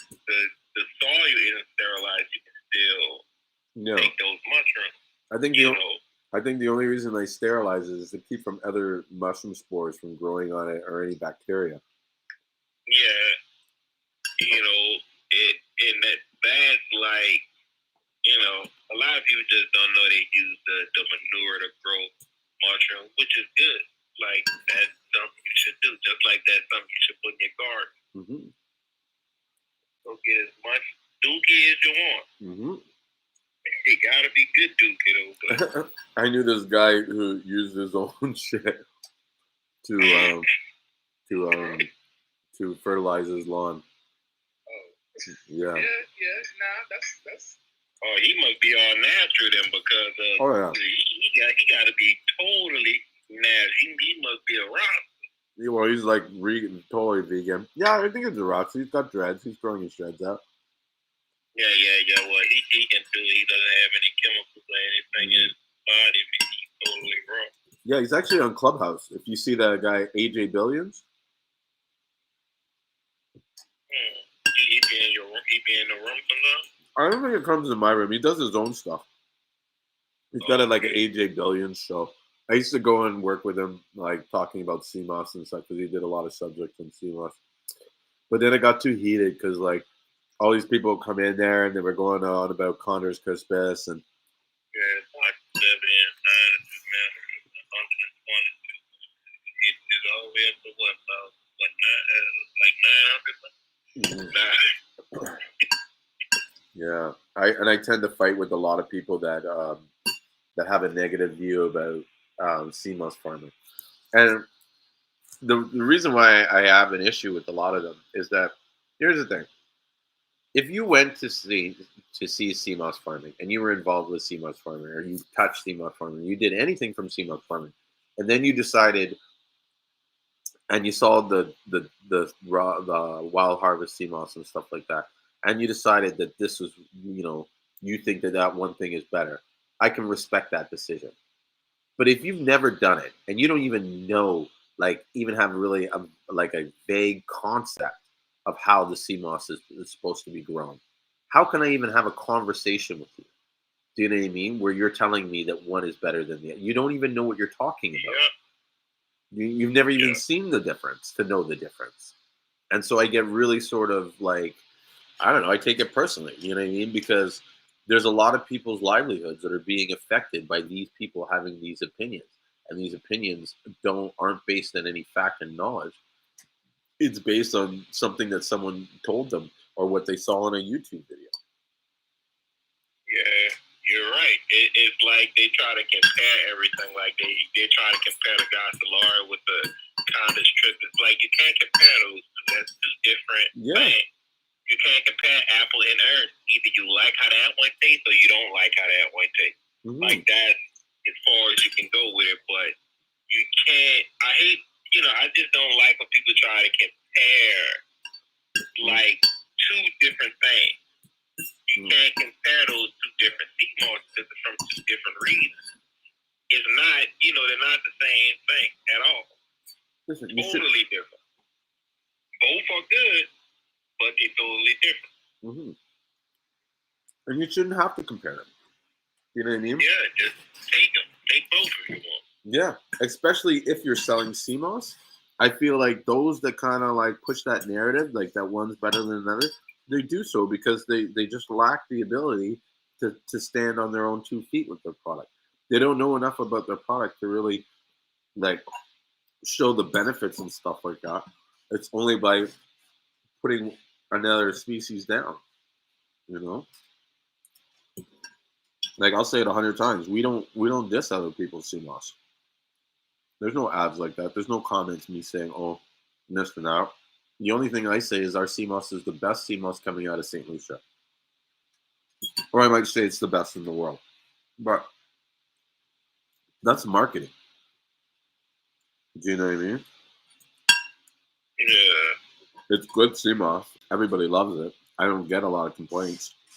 But that doesn't mean it's the best Seamoss in the world. That's just my perspective. I mean, you have the best Seamoss that I didn't have. I had not.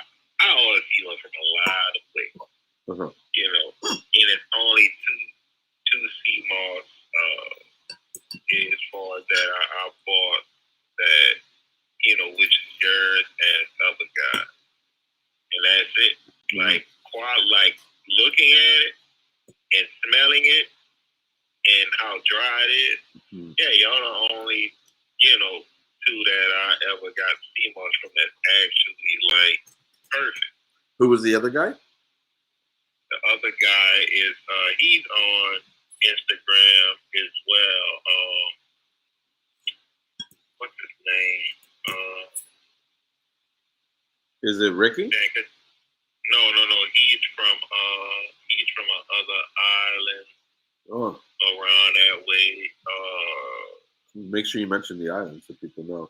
Because a lot of people, like, they all fucking, how do you say it? It's like there's a lot of people that are like, rah, rah, rah, St. Lucia, St. Lucia, St. Lucia. But there is other countries that are good. Yeah. Do you know what I mean? And I feel like as much as I love St. Lucia and I'm biased towards St. Lucia and everything, I do think that these guys deserve a mention. Do you know what I mean? And it shouldn't all be one country selling most of the Seamoss. Yeah, because he sells the Go Ichioma and I think that's how you pronounce it. I think that's how you pronounce it. But it's a different species of the Seamoss, like Ocellar. It looks the same, similar. Yeah. But you can tell the difference once you hold them up close. Mm-hmm. One is more like bushy. It doesn't have like too many like branches. The little arms or branches sticking out the side. It's more like one cluster that comes out, and the end of them are more perny, like the end of the, Mm-hmm. I can't explain it, but it actually, his actually, it is good.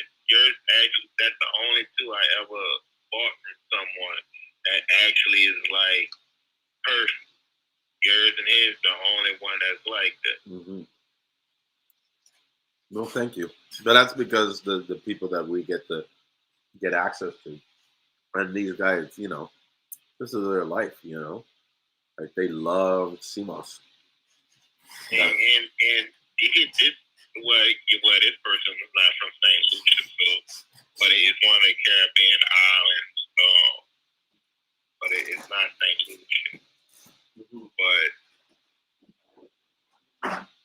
I don't think you can buy it off his website, but he has a website. But I don't know if it's like really, really up and running. Right. Yeah, probably Grenada. Grenada has really good Seamoss. It's probably Grenada or even St. Vincent. St. Vincent has good Seamoss. I think you'd ever want to set up shop. Pardon? Do you think you ever want to set up shop on the island? Like this location? Do I want to sell Seamoss from another island? Yeah, would you set up shop? That's a good question. I don't know. I think that if I were to do it, I would not really set up shop in another island, but I would partner up with other suppliers in other islands to send me their Seamoss, and then I hold on to their Seamoss and be sort of like a third party seller for them, or I act as their representative to kind of bridge the gap, and I deal with the sort of like the payments and making sure that they get paid. Oh, I think it's Antigua. Yeah. The other guy, I think it's Antigua. I think. I think it was good. A lot of Seamoss from there.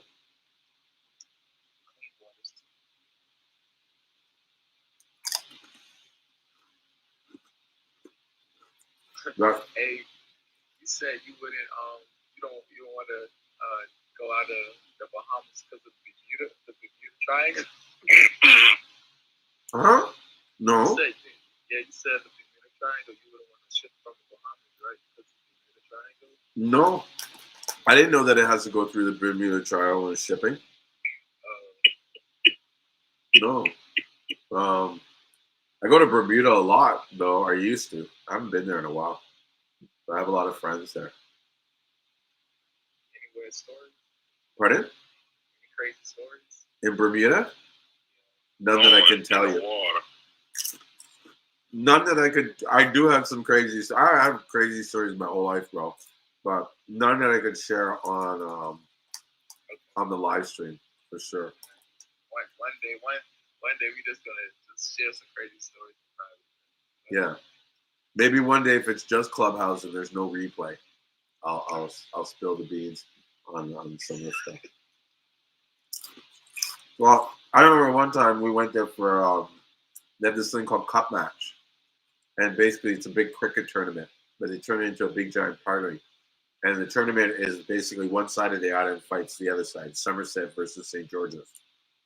And so everybody builds their little camps, or these little tents or whatever, these stands that they have, and they have a party in there. And a lot of them serve this thing called rum swizzle. Now, my friend, this guy Sinclair, he makes the craziest rum swizzle that just will knock you on your ass. And so my brother ended up having like 2 drinks of this stuff. And on the second drink, my friend was like, yo, you better slow down a bit, right? Because it's hot out, right? It's a lot of sun. And my brother had to be like maybe 21 at the time, 22 or something. And he got so fucked up. It was like 1 minute he was there.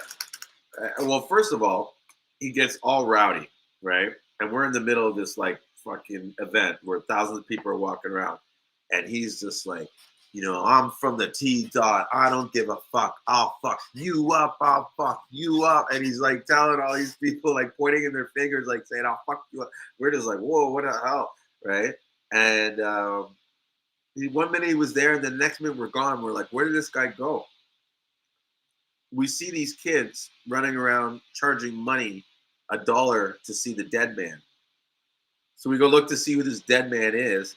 It turns out it's my brother. He got all K'd out. He tried to use the washroom. He basically, he just was so drunk he was unconscious, ditched into the bush. And the kids were trying to charge $1 to see him. Yeah, and when I go up to see what's going on, the kid's like, hey, no looking, I want my $1. I'm like, get the fuck out of here. That's my brother.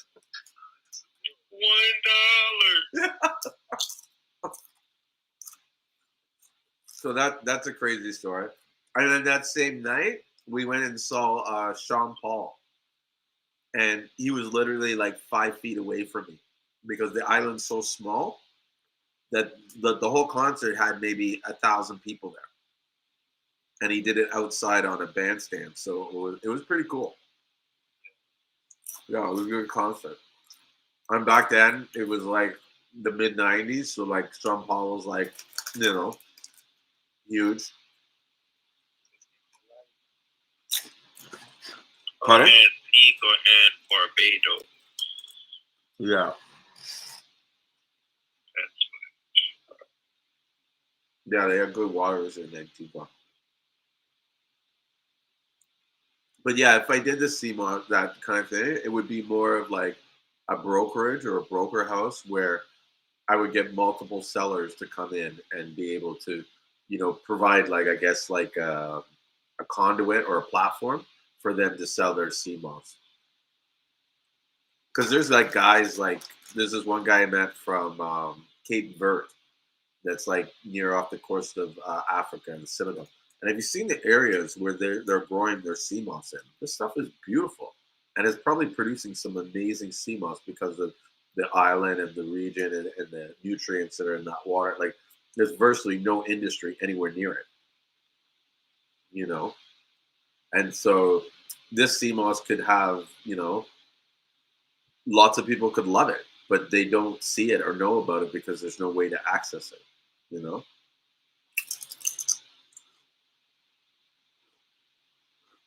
So if I got in there, that's what I would do. I would come in there and solve the problems that these guys have and provide them a platform to make money. So would you be willing to go out? I don't know how would you want to do it? Would you want someone to contact you and be like, hey, you want to make, or you want to come out and check out my farm, or you want to send you a sample? How would you want to do that? I don't know. I think first of all, I would have to get the sort of like the infrastructure set up so that when I do work with these people, that it's almost like the money's there because they're expecting things to get sold. Well, I would probably have it so that they would ship whatever product to me.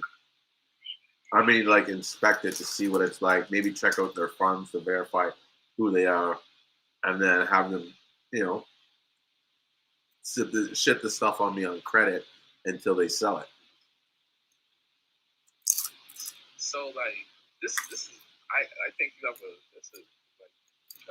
nice something because if you had someone like your business partner and another business partner to actually go to other islands and basically if people don't know how to set up farms, I'll be back. All right.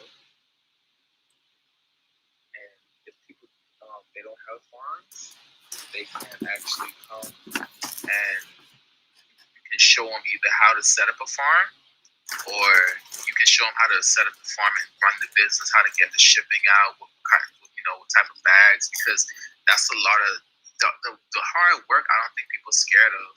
It's basically getting through customs and trying to ship it and all of that stuff. That's what people are scared of.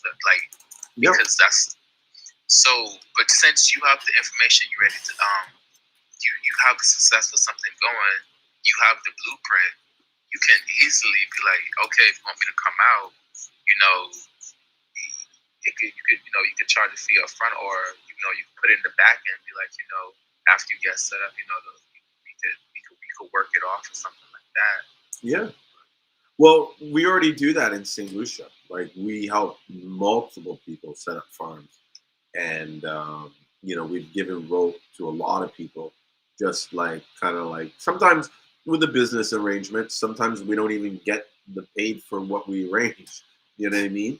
It's more about like kind of helping people and doing that. And so yeah, like I don't see how it'd be too, as long as there was a way for us to kind of cover our accommodations going over there instead, because it's not cheap to fly to another island and spend a few days there teaching them how to for sure to grow the Seamoss or to develop the farms. But it can be rewarding. Like I have a friend, this guy Junior, who we helped establish a farm to build it, and like his son was there, and we got to teach them how to, you know, build the ropes and add them in and stuff like that, and to see how his son was kind of like looking up to him, and this is an opportunity for his son to make money, you know, um,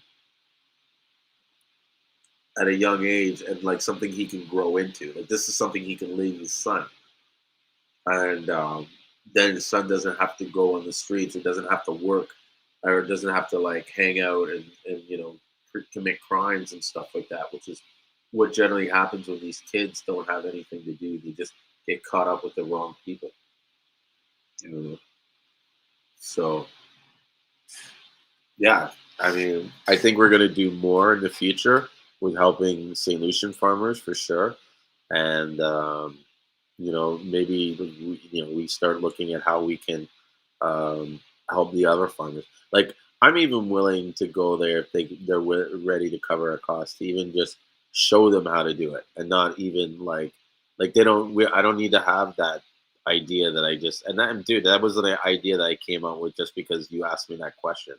There's no real plan or intentions to create some kind of operation like that. I would be sort of just show them how it's done. Like this is where you go to ship. This is the boxes that are good to use. Line them with these kind of liners. This is what's going to be the cost and stuff like that. This is how you deal with these, sellers. Don't do this, and don't or buyers don't do this. Don't let them do that. Like even now, of advice and backroom deals that I help other farmers do, or like if there's an issue with them having or whatever arrangement they made with another buyer or whatever, I come in there and try to mediate it and just kind of resolve it so that the both parties are happy, with the outcome. Doesn't always work out, but I'm there to try, and so yeah. So with that, I think like how you can that could be a whole another venture in the way in what you're doing, but actually like how people set up workshops, but you could charge whatever you want. You can charge $5 or $20. Doesn't matter. But if you can't get paid for your accommodations, I'm pretty sure if you set up a workshop and in the right island and you get the word out, and then you show you already have credibility on your website. You can show people on YouTube and Instagram, etc., and all of that. Come on out and basically, I can show you how to do this because I mean, even if you was to build another you, just find somebody you can train and just basically listen. If you can call me anytime, just if you just do it for one person. But if you have another version of you, if you have another you, you're good. Oh no, I do. My partner. I would just, if I couldn't go, my partner could go, and he could bring a few people in the industry that are wise, and you know what I mean. Like it's not to say like I'm the only person that has these kind of knowledges and experiences. I'm just the only one that's putting my face out there and saying, "Hey, look at me. Look, let's talk about it." Yeah. So we could do it, and I'd love to see that happen. But it also brings me to something that like we were talking about, something that I wanted to do. I'm honestly struggling on how to do it, or even just worried about. And it's funny because we live in this cancel culture that we're so worried about doing something and how it's going to be perceived by the general public, and is it going to be something that's going to get rejected, or you know what I mean, or misconstrued in some ways, or you know what I mean? Yeah. And, yeah, and so the idea came about like this, right? And maybe that's where I'll bring the background. So we were discussing, me and my partner, the other day about how, like, I was running these ideas about him, telling him what I'm planning to, and I was like, yeah, I'm thinking about doing this contest, and it's just to bring like awareness to people about who we are and what we're doing and stuff like that. Kind of like advertising and stuff. We'll give away like 100 pounds of Seamoss, and it'll be something like one grand prize of like 50 pounds, and then another prize of like 20 pounds, and then maybe 2 more prizes of like 10 pounds each, and then 3 prizes of like, you know, 5 pounds. Or you know what it was? No, this is what it was going to be. It was going to be something like grand prize was 25 pounds. Then there would be like a second prize of like 10 pounds. And then there was like 3 prizes of 5 pounds, right? That makes 50. And then there was going to be 50 1 pound prizes. The idea was to get as many people kind of like, you know, getting a prize and benefiting from whatever activity that we had them do in order to win this sweepstakes or this prize contest. So he brought up this suggestion like, look, why don't we flip it, offer more Seamoss, but turn it into a raffle, right? And then take the proceeds from the raffle and use it to help support the farmers and the the other people in the community and stuff like that. There's a lot of programs or a lot of like groups that I can't really talk about on live stream, but we do spend a lot of like our funds, our profits, I should say, reinvesting it in the community, helping people out. I can say that we've given microloans to people before.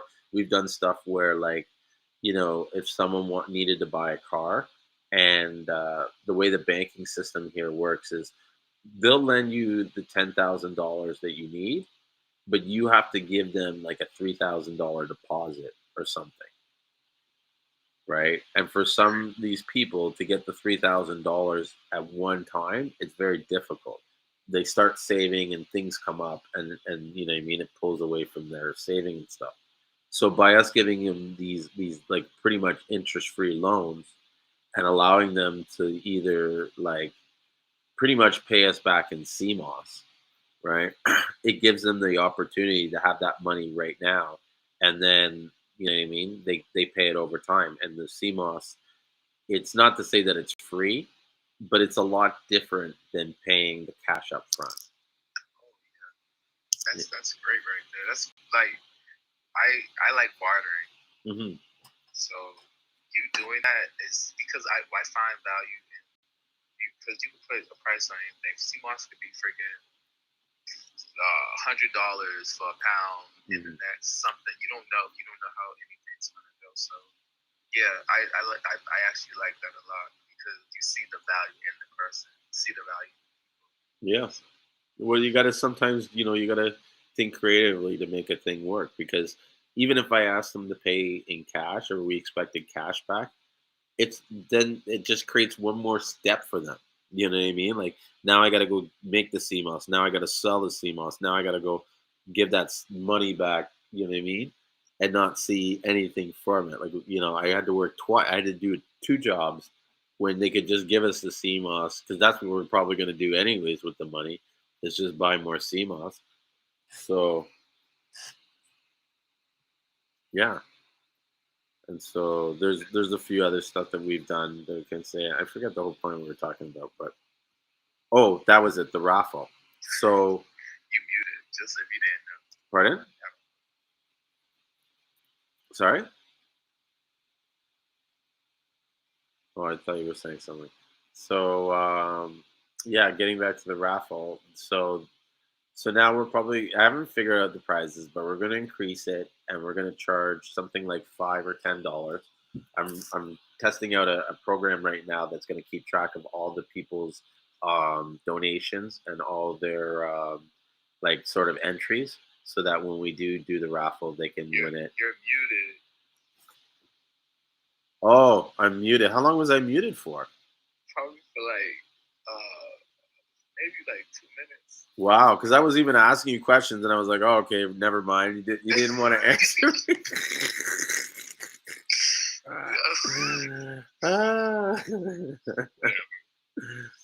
So, getting back to what I was saying is that there's probably going to be more prizes. There's going to be bigger prizes. I'll probably do some spices. I have a bunch of coal pots to give away. I think I have some products that I've purchased from people like I don't know if you've heard of this company called Vegan Electric.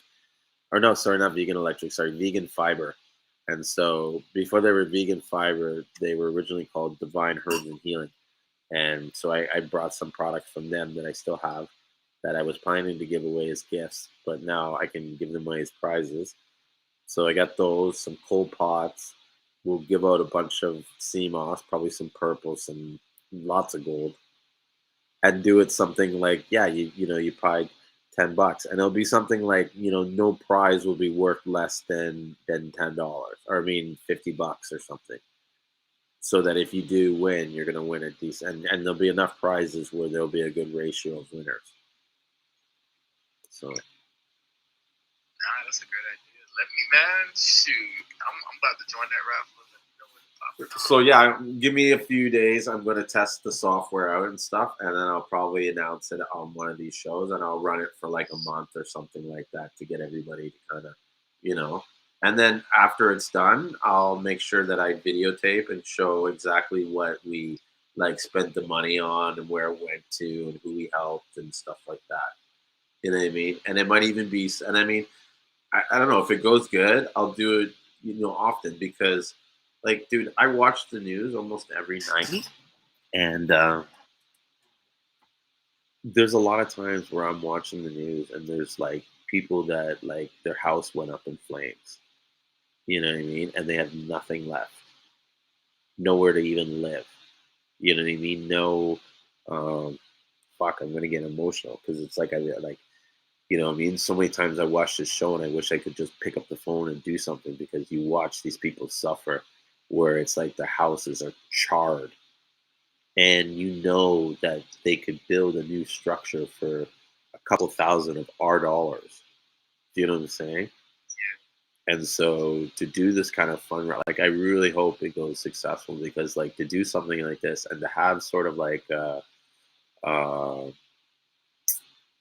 like a, I guess like a cache of money or like, you know what I mean? Like a large group of like funds so that if something does happen, we have it, or we can like the amount of CMOS farmers that don't even have a good proper pair of goggles to go under the water is amazing. Is crazy. Like if we could go out and buy that for them or get them all like rash guards so that when they're in the water, they have some kind of like a wetsuit. Like even to get most of them wetsuits, that's huge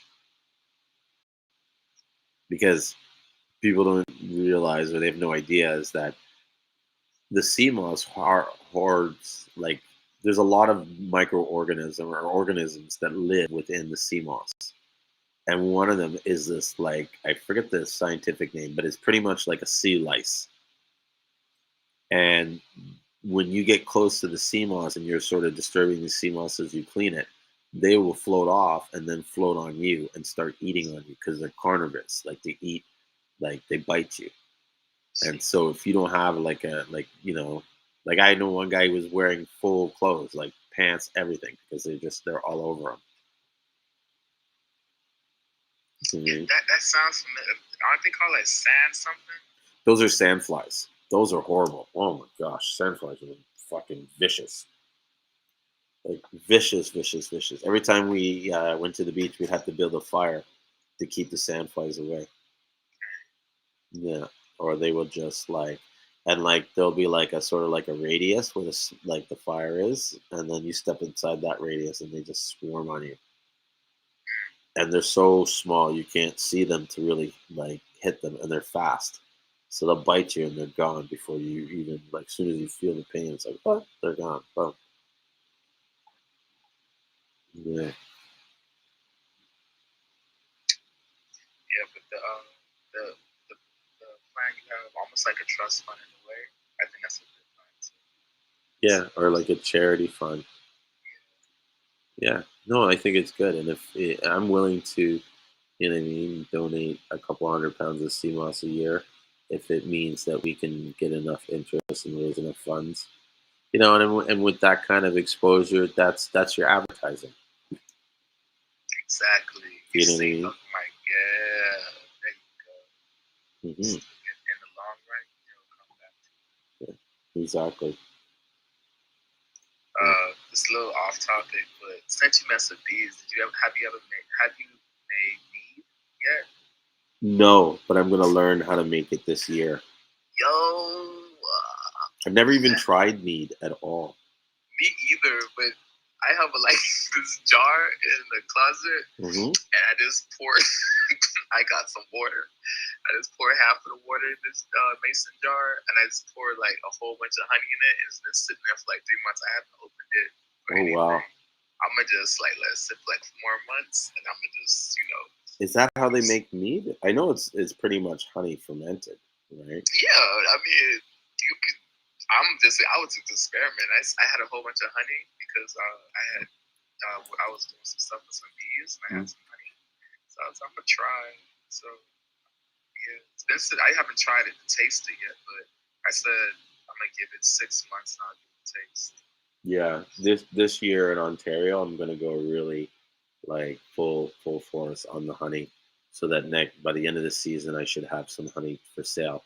But I also want to really work on expanding the honey industry in St. Lucia, and so next trip I go down, that's going to be my real like somewhat focus, is trying to see. I've already identified the suppliers down there and stuff and where to get it. So what I want to do is kind of bring some back, do some testing, but I also want to identify spots where we can grow and investing in growing farms. Do you particularly like a certain taste of honey? Do I like a certain taste? Yeah, like orange for me, the orange blossom honey is bitter. But some of the best honey I got. It's a purple. I forgot the name of the flower. I know the name of the flower. Lavender. No, it's not lavender. It's the flower is like it grows on a vine, and it's like a purple. The buds of it is white. It's like purplish.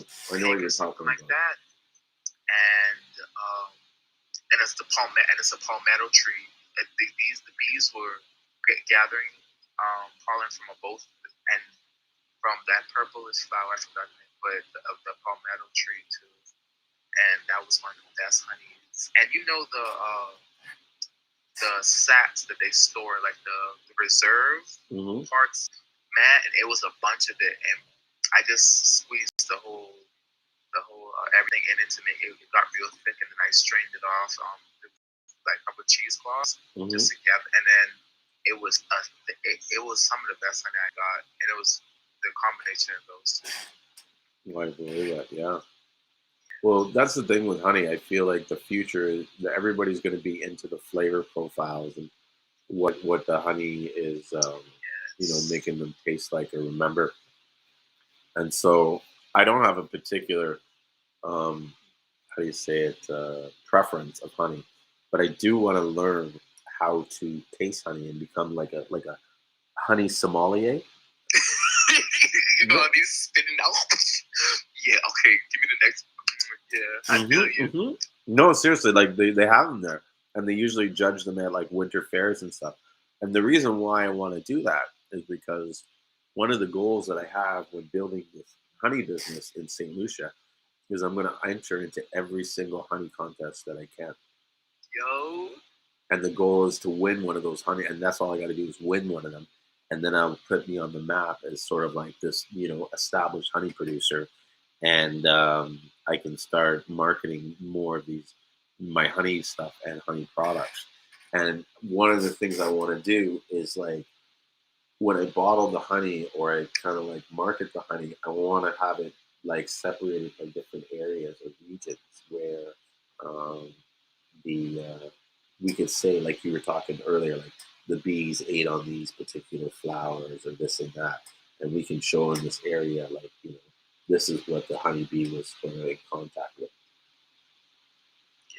Yeah. That's something I can't lie to you. That's something I would love to see or do. I can't lie. I probably like to do that too. But the fact that you understand like the future, how it's going to be different flavor profiles for sure, because that's something when it comes to the honey. Even when I flavor my tea a little bit, because I can tell it's not a big difference. I won't lie to you. It's like, but if I have a light tea with just like herbs. It's not nothing strong like like Earl Grey. I want to sweeten the Earl Grey with honey, but if it's something with a strong taste like black tea or something, I can't taste it. But when it's a light tea, like a lemon and ginger or something like that, I can taste it. I can make it different. Otherwise, Nice. Well, thank you. I actually but it's a really good movie about this beekeeper. It's a woman. Is it on Netflix? I didn't watch it. I forgot.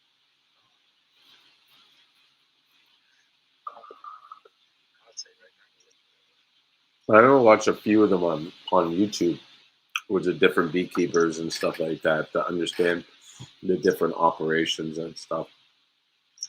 You know what I mean? It's a great movie. I can't lie. Let me tell you why I like it so much. She was. I can tell you the plot of it. Oh, Honeyland. Honeyland. No, I haven't heard of that. I'll Okay, have to check it out. It's a movie about a older woman. She's taking care of her mother. It's a documentary, and I'm gonna tell you right now. After I was done watching this movie, it gave me respect for the farmers, anybody who who does honey, and if you actually understand the nature of what you're doing, because when she never took more than 50% of the honey, she always left half the bees, and it was a point in the movie when this guy came along, and he moved in with his family and settled, and he wanted to start doing honey too. She showed him the ropes, but she said, "Don't take more than always leave honey for the bees. Don't take more than you need because the bees are going to attack another hive and get it back." And she was just explaining with just saying not to be greedy. Just tell him, "Don't be greedy." And she warned him. He didn't listen, and he's seen it happen, but with the behavior he gave to her afterwards, man, I couldn't stand it in a way because I'm like, yo, like he wasn't respecting the way of the bees, man.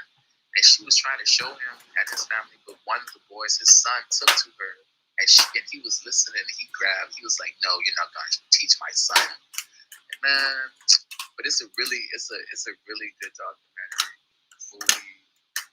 But, yeah, I'll have to check it out. Where did you see it on? Was it on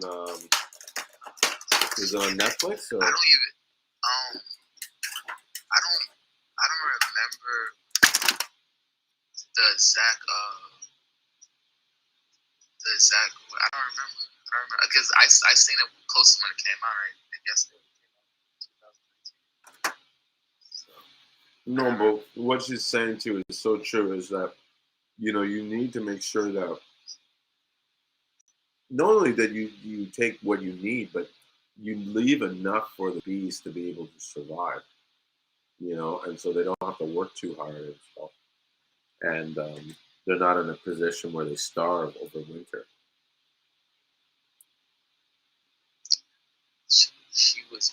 she was getting it. She only had a one smoker. She wasn't covered up or nothing like that, and they weren't biting her or anything. He goes and does it, and bees, they're very sensitive to the loud stuff and vibrations too. Yep. Because No, I know. So, yeah.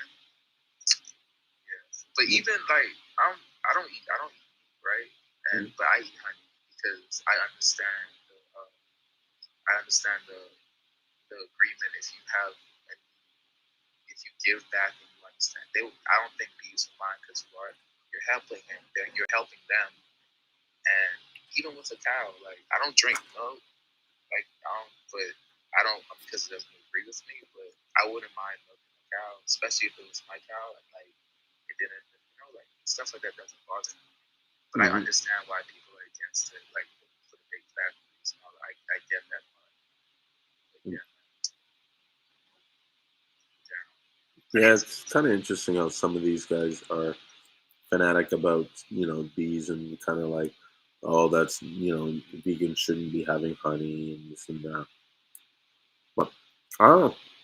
I feel like if it's done in a sustainable way, in the right way, it's a proper relationship. Like having too much honey stored in certain areas is not a good idea for a honeybee life or a healthy life. You know? Yeah.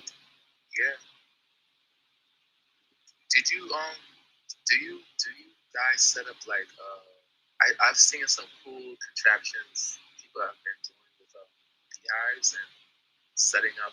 It's like a clear bottle thing, and the honey just drips down and it collects the honey. Have you Oh, seen the that? flow hive. Yeah, I think so. Yeah.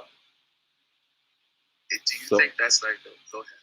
well, I was gonna say, yeah, I've seen them. They look cool, and I'm thinking about getting one of them just to try it out. But go ahead, finish what you wanted to say. No, do you think that's like it works like if you've seen it? Because I haven't seen one for real. You know when people advertise something, it always looks like it works perfect.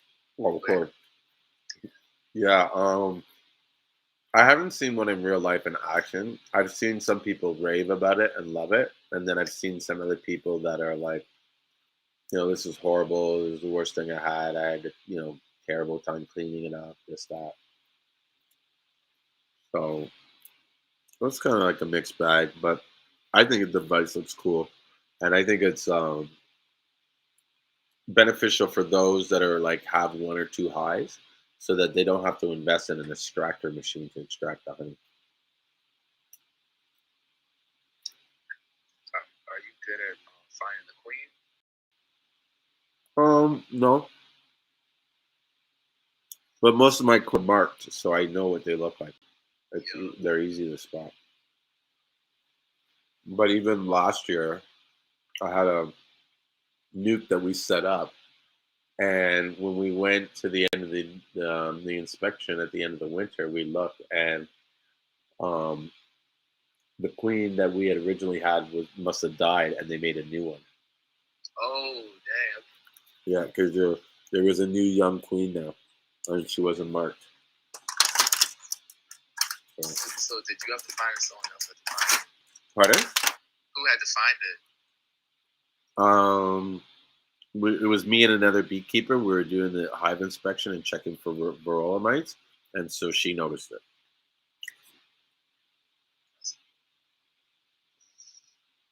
But she's like a master beekeeper. She's been beekeeping all her life. That's all she does is beekeep and work in bee industry. So she knows what to look for when looking for queens, I guess. But like I said, I'm excited to get going with this honey business to see how it works, the costs involved, and stuff like that for producing and marketing the honey. And then the idea is to take what I learned and my experiences and transfer it to St. Lucia to start a business there. And I think the game plan, although it might change after a while, but the game plan is to basically find and identify people and or farmers that are interested in keeping bees in their property and or wherever they choose. And so when we find these people, we identify them, we're going to, shit.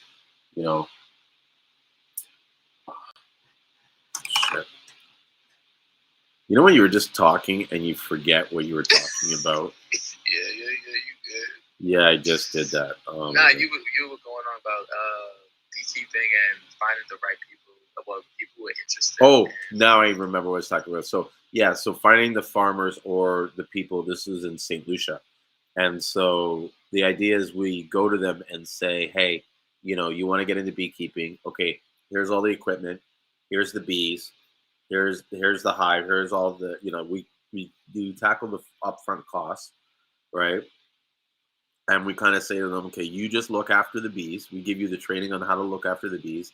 If the bees die, we replace the bees. If it needs new equipment, we find the equipment. Everything, whatever you need, we provide. Right. In the end, at the end of the harvest, you sell us something like 80% of whatever honey you harvest, at a certain price that we agree at before you start the season. You know what I mean? And then so we buy 8, and you can either sell us your 20, or you could keep your 20, and you could do whatever you want with your 20%. You could even sell your 20% to whoever you want on your own. Right? That's fair. Just super fair. And so the idea is, this will, one, ensure a steady supply, but also give job opportunities for St. Lucians, but job opportunities in a way that it's not so much of a job, but more of a business experience, right? Because now they're not employees, they're not working for us, they're independent. You know what I mean? They can choose to expand the hives, and we'll support them if they want, or they can keep it where they're at. And when the product is ready, it's not like, give me all the product and you get nothing, because then you're kind of a worker, right? But to be able to keep some of the product and decide what you want to do with it, that's more of to me, more of an independent business, and we're more like partners in the sense that we work together. I have a need, which is the honey, and you have a need, which is the equipment and the bees and basically all the upkeep, because those supports takes a lot of funds to match, but we'll be able to do that if we're getting, a particular amount of honey at a set price. It's going to be fair.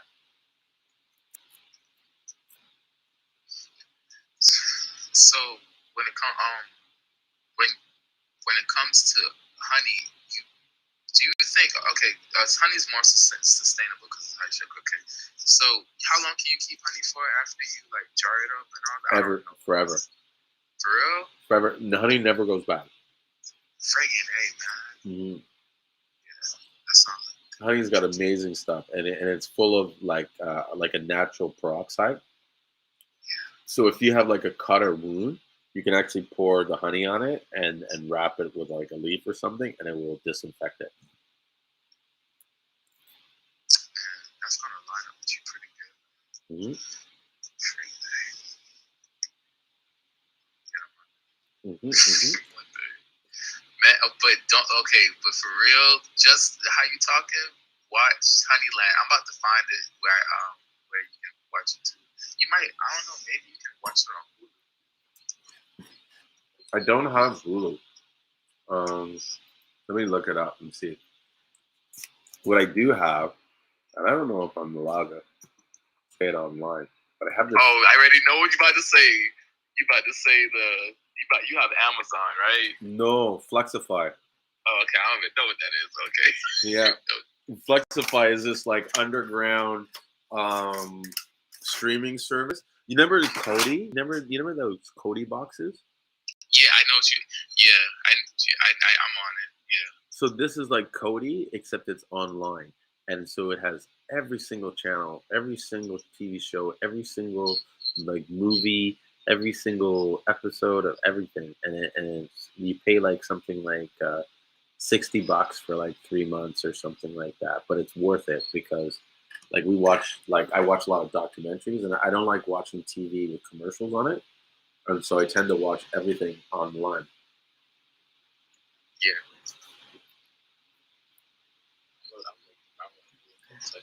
I have the. So is it in Turkish? It looks like it's got like different language or something. Yeah, where it's from? It's somewhere around there. It's I don't know. I don't remember the area, but it's a foreign place for sure. Let's see.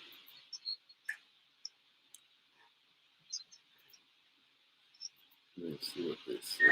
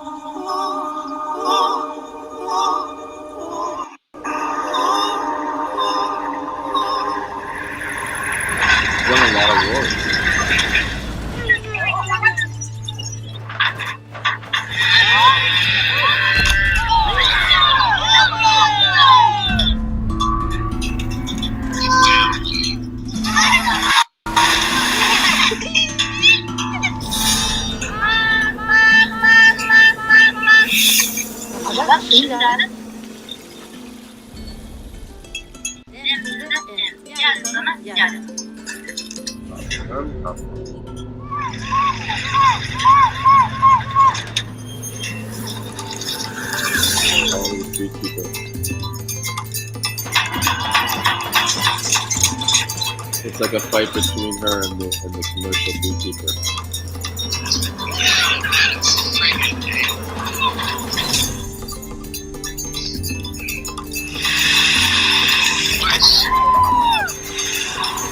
Oh no.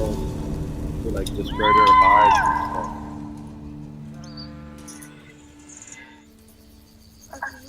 Oh, that part right there, what you just said, bro, that I'm telling you, I got so emotionally invested in this show. Yeah. I'm gonna go check it out when I got time to really look at it. Yeah, for sure, man. When you have the time, that it's a good watch because it's a documentary. But you know when a documentary is done so good, they did a really good job. Like another documentary I like. Have you ever seen the one with the octopus? No. Oh man, it's on Netflix. It's a really good one, man. It's great. It's a great one. What's the name of it? I forget the name. I can tell you everything about it, but be able to tell you the name. But it's about an octopus. I'm pretty sure if you type in octopus on Netflix or whatever, or if you put in Octopus documentary. You probably find it. my octopus teacher, there it is. See, I knew it. I just put octopus, but it's called My Octopus Teacher. My Octopus Teacher? Yeah, listen, I promise that's one of my, that has to be top 10 for me in documentaries. Why? Because you see the humanity and the person who is doing it, and you see how he connects back to something that he loves. It shows the path, almost like when he was telling me the story about how you came off path, but you went right back in on the stream, and you end up in the same place, almost like it was destiny. So it was like that for him.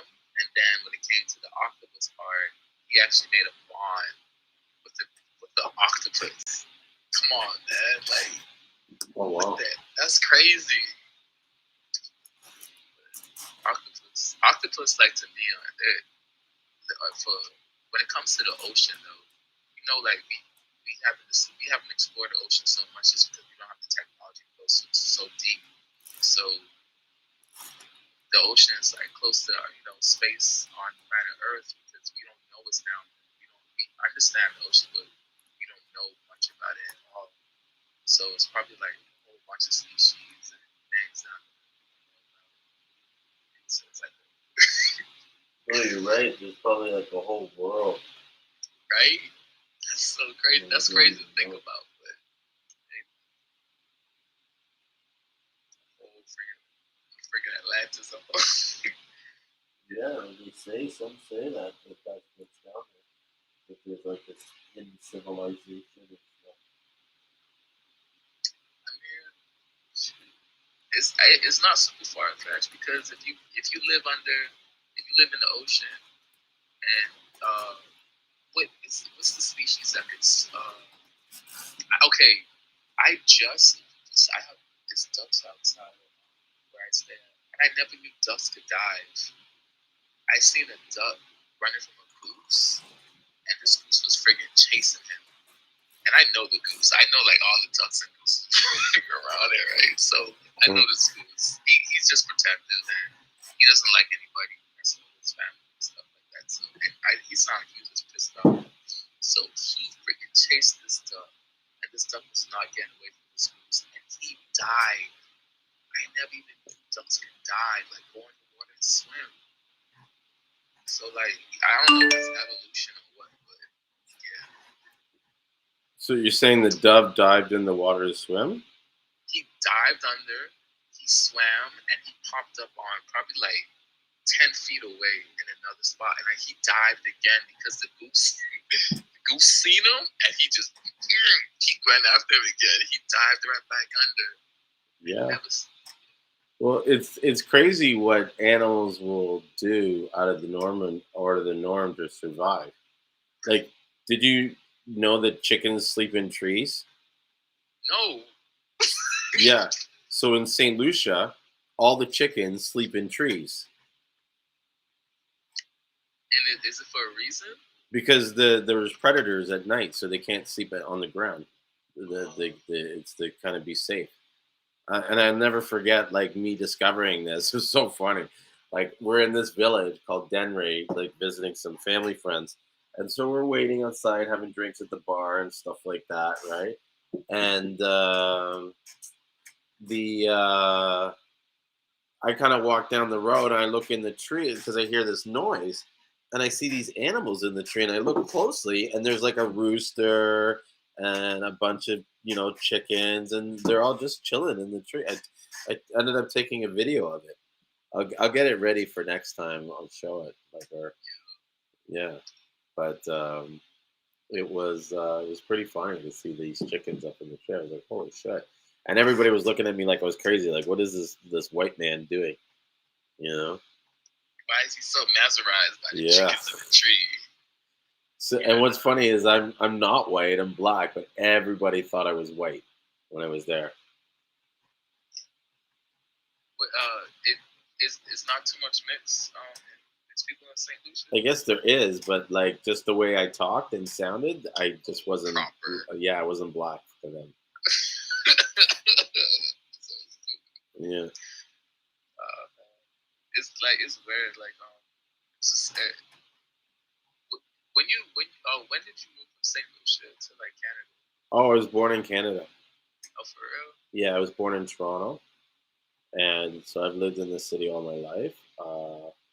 But like since I was 10, I had been going to Canada, St. Lucia, like every couple of years. Yeah, okay. Because like in the Bahamas, like if you speak proper English, because I mean, well, in proper English, because a lot of the Caribbean islands were ruled by the English. Hmm. So some schools like prestigious schools or whatever, you can tell by the way someone speaks. You can tell like whether it's a teacher from or at least the upbringing, and then you being proper and stuff like that. Hmm. Yeah, but not it's not that's not like a bit like someone is a Bahamians would hate on someone where they speak, but in America, like it's where people would say like, you think you bougie, are you talking white? Or what you talking? Yeah, it's funny how they get. You know what I mean? Like it's like they're mad at you for being too white. They're mad at you for being too black. Yeah, can't do shit. You can't win. Black, no, you can't win with them. They're just angry. Why did you stop your marijuana venture? Oh, the laws changed. Oh, Yeah, so when I had the dispensary, I was operating in a gray area where they weren't like they hadn't fully licensed dispensaries, and I think they hadn't fully legalized weed yet. So it was like sort of like a gray area at that time, and so we did that. And then when new legislation came down, and they were giving like 14 years for operating a dispensary, it just wasn't viable for us at that time. Like we just didn't think it was worth it, and it was kind of better for us to kind of stop and then see if we can reform once legalization had occurred. But then when that occurred, we started looking at the business model and realizing that there wasn't a lot of profit in it, and it was more just hype and promotion.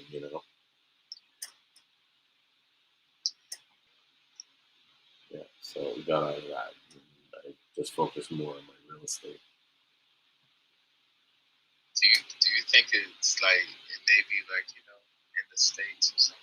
Do you think it's to get your license? Do you think that you should like not like to buy it, but actually open a shop. Mm-hmm. I think it's worth it. Yeah. I mean, it depends on where your laws are and where you are, right? In Canada, like Ontario, I mean, it can be, but I don't know. It's not worth it to us or to me and who I was planning to do it with, because I don't know for sure what the margins are, but I know that the profit is heavily controlled by the government, so they kind of control how much profit you can really make by what you make off the product. Okay, yeah, forget that.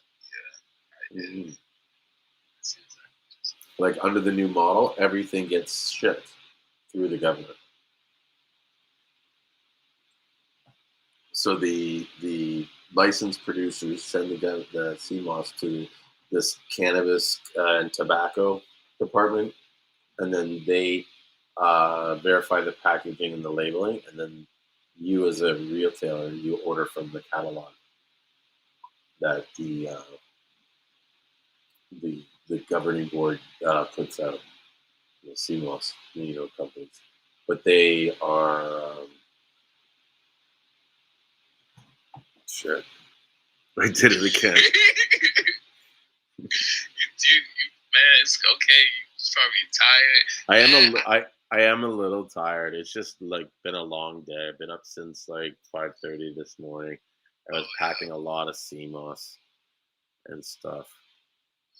And What time did you go to sleep that night? That Sunday? What time, bruh? I was like, this man here.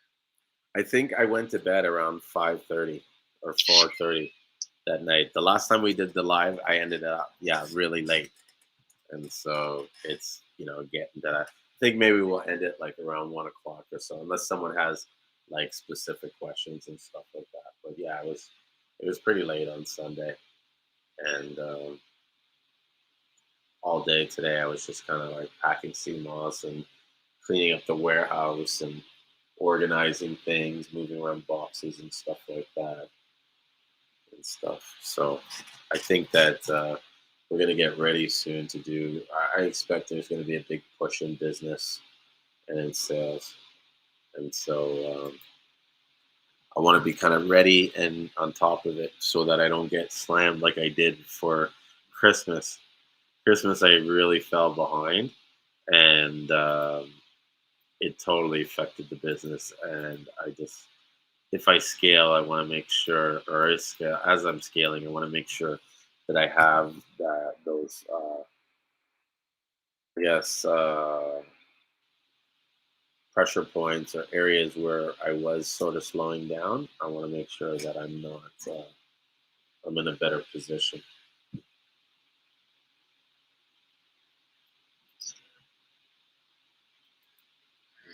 So in the Christmas area, we got to get a lot more sales. I mean, I don't know why I don't get it. I can see you getting sales in the next month for sure or two, just because of the tax. Mm-hmm. Well, we get sales every day, but what had happened is we put out a sale and we dropped the price, like where you could get a pound of Seamoss for as low as $15 a pound. Oh man, yo. Yeah, you have to spend. I think it was like spend 1,000, get $400 off, and then the other one was spend more than 1,000 and you get 50% off.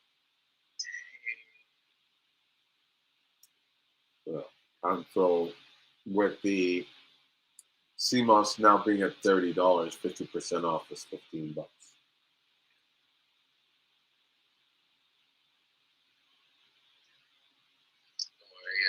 when I get my money's right, I'm probably because what I'm gonna do, what I'm gonna try to do with Seamoss I get. I didn't order much, Mm-hmm. but I'm going to. It's a few shops around here, and I've been every time I go into a new shop, like a boutique or something like that, and if it's a health food store, I check out what they have, what they have in stock. And a few shops I've been into, I walked in there and they have Seamoss and they only have one jar. of Seamoss. It'll be only like 1 or 2 jars. So it seems like, I don't know if they have a supply issue or they're not selling it. But I said the next time I get some Seamoss on hand, I'm gonna approach them and see if they do have a supply issue, if I can solve it for them. Yeah. Yeah, man, that would be cool. And you could make maybe a sale out of that, Sure. It's like I'm not gonna go to Sprouts, but I said if it works out and I know you need some license and stuff, but because Sprouts they don't have dry Seamoss, and I never see dry Seamoss at the fresh markets around here or anything like that. They don't have it, and at the green markets, one of the biggest green markets I've been to around here, nobody has a Seamoss booth or sells it out there. So that's a market for that too. Well, you should reach out to them and even just ask them and say, like, what would it take, hypothetically, to get, my products in your store? Some of them even have websites where on the website it gives details. Oh, yeah, I never thought about like going on their website and looking at what sections they have. Hang on, I'm just getting a glass of water.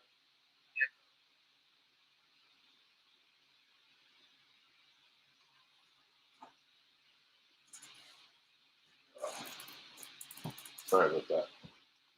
It's thirsty. Yeah, man, talking gonna get wet. Okay. So, were you talking? I told you, I was like, hold on, I'm getting a glass of water. No. I was saying you're talking. You have to, replenish. Oh. No, you're right. And plus, it helps keep me like alert. Water is always good to have. I'm gonna get the God dang it, man.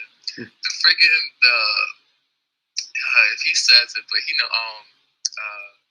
Yusuf he was the one who said it too. But the machine, the water purification machine. Mm-hmm. If you say the name, I don't know. But the only reason why I'm going to do it too is two reasons, because I don't fully trust the water source, but it's not really just that. If you have a good, you can market it way better, especially when you're making the gels. When you show them like you have the filtered water that you're using, and if you could show them that at least step by step, because some people are very particular about it. Mm-hmm. So and like I can always justify a nice price, because those filters, they're not cheap. So I'm gonna get one of those for sure to add to the arsenal. Yeah, I think it's a cool idea. I think one, it's a good marketing point to say that you use that kind of water in your gels, and why. And then two, because it's like an on-demand machine, you can get this water almost at like an unlimited supply. Yeah. Save money on it back into Mm-hmm. So, yeah, I'd say go for it. Let me know how it goes. Oh yeah. So you don't dabble in selling gels at all, right? No, not at all. But I have been thinking about it. I've been thinking about, like, can I make one that was more shelf-stable? And is there a market of people that want to sell the gel but don't want to make the gel?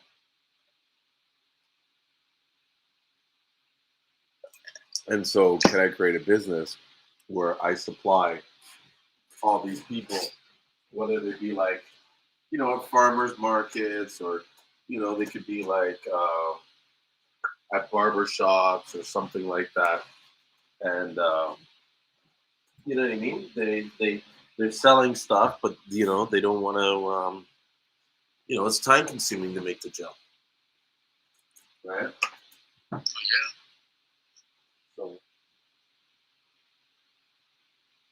having a good price is, one way of getting out there. think when you do your powders, when you start selling your powders, they're gonna fly. It's gonna fly for sure. Oh yeah, the powders are crazy. There's a lot of people have been waiting for me to get powder, and I'm gonna do it as like. In fact, I was supposed to actually order some stuff today, and I didn't. I was supposed to order some stuff from Amazon, and I didn't. So it's procrastination all the time. Does anybody have a Seamoss baby food line? No, but they should. One of my friends, they just had a child, and I told them like like when they start feeding her like baby food, I told them I'm going to make them their first batch of baby food. Like I told them I'm gonna come there and I'll show them step by step how to take it. Mm-hmm.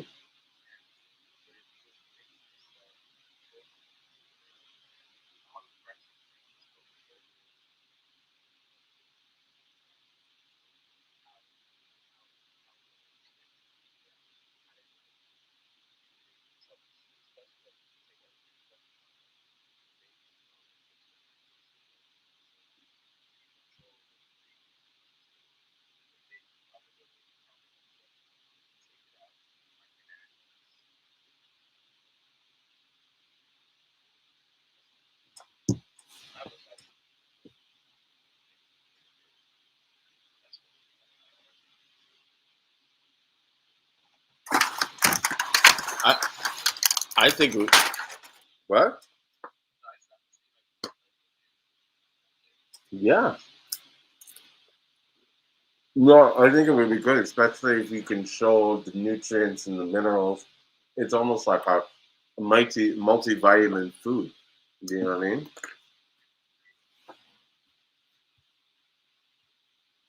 Yeah, it would be really cool. You know, I think there's a market too for like dog food. You know,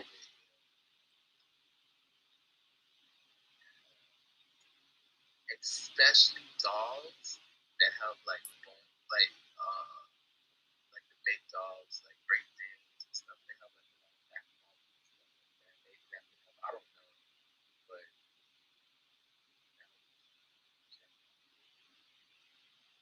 mm-hmm. right.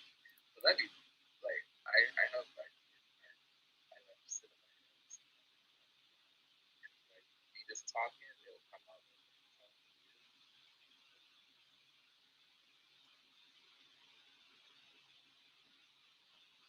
Mm-hmm.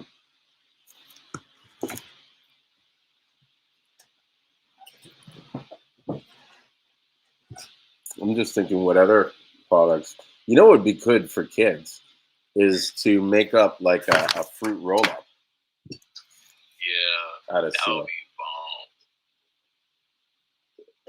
I think kids would like. It'd be like a different version of the gummy, because a lot of times people can't seem to get the gummies right. But if you made something like a fruit roll up where it's like dehydrated and stuff, I don't know. I think that'd be a good product. There's so many like I guess opportunities to make good product.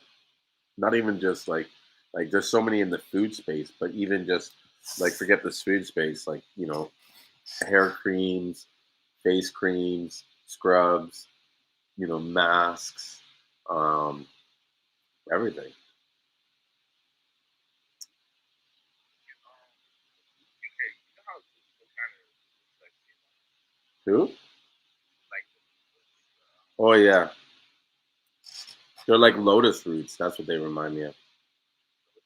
Yeah.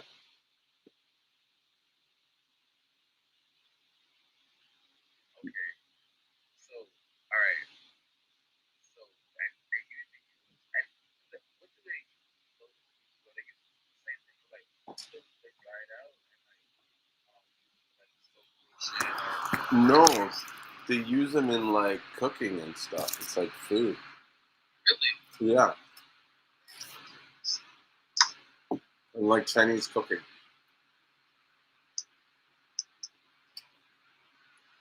Yeah, Google it.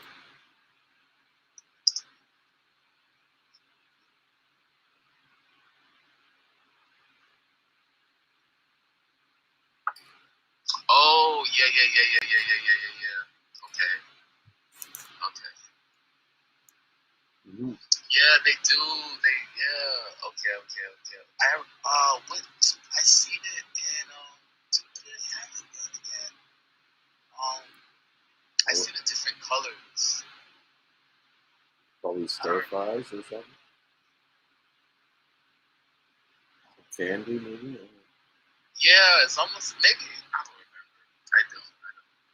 But I've seen. I don't know if I had it, but I remember seeing this. Seeing it. Have you Yeah. ever had it? What? Lotus root? Yeah. No. It's you get it at the Chinese markets though, or any ethnic market. So so with the loofahs, and yeah, you can eat loofah too, but you Oh. you can't eat it when they're dry. When they're young, it's almost like you treat it like zucchini. Oh no way. Yeah, so but they have to be young. When they dry out, you can use it. They use it for like it's mostly it's foliage. They'll add it inside soaps, so when the soap gets like down, you have a little scrape to it, scrub to it. But the it reminds me of Seamoss when it's dried up, but I was like, I don't know, it sounded gross, but I was like, all right, you get Seamoss, scrub your body with it. It's just hang it up and let it dry again, but it's probably gross as hell. So, Yeah, I think they're a little different because the loofah, that's like you know, it's like a sea organism, kind of like a sea urchin.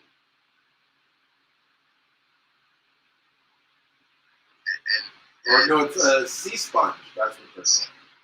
it's a sponge. It's a sponge. No, not the loofahs. I don't. It's not really like it's I don't know what it's but it's almost as close to it, I guess, like a sponge. But when it stays dry, it doesn't absorb the moisture. I never tried to put it, but anytime I used it in soaps and stuff like that, it never absorbed the moisture. But whereas Seamoss, it will absorb the moisture. But the thing about it is you have to let you know what, I'm gonna try it tomorrow. Grab a little bit of Seamoss I have. I'm gonna scrub with it and I'm gonna see what happens if I just sit it out. Because the thing about it is you have to let the Seamoss sit.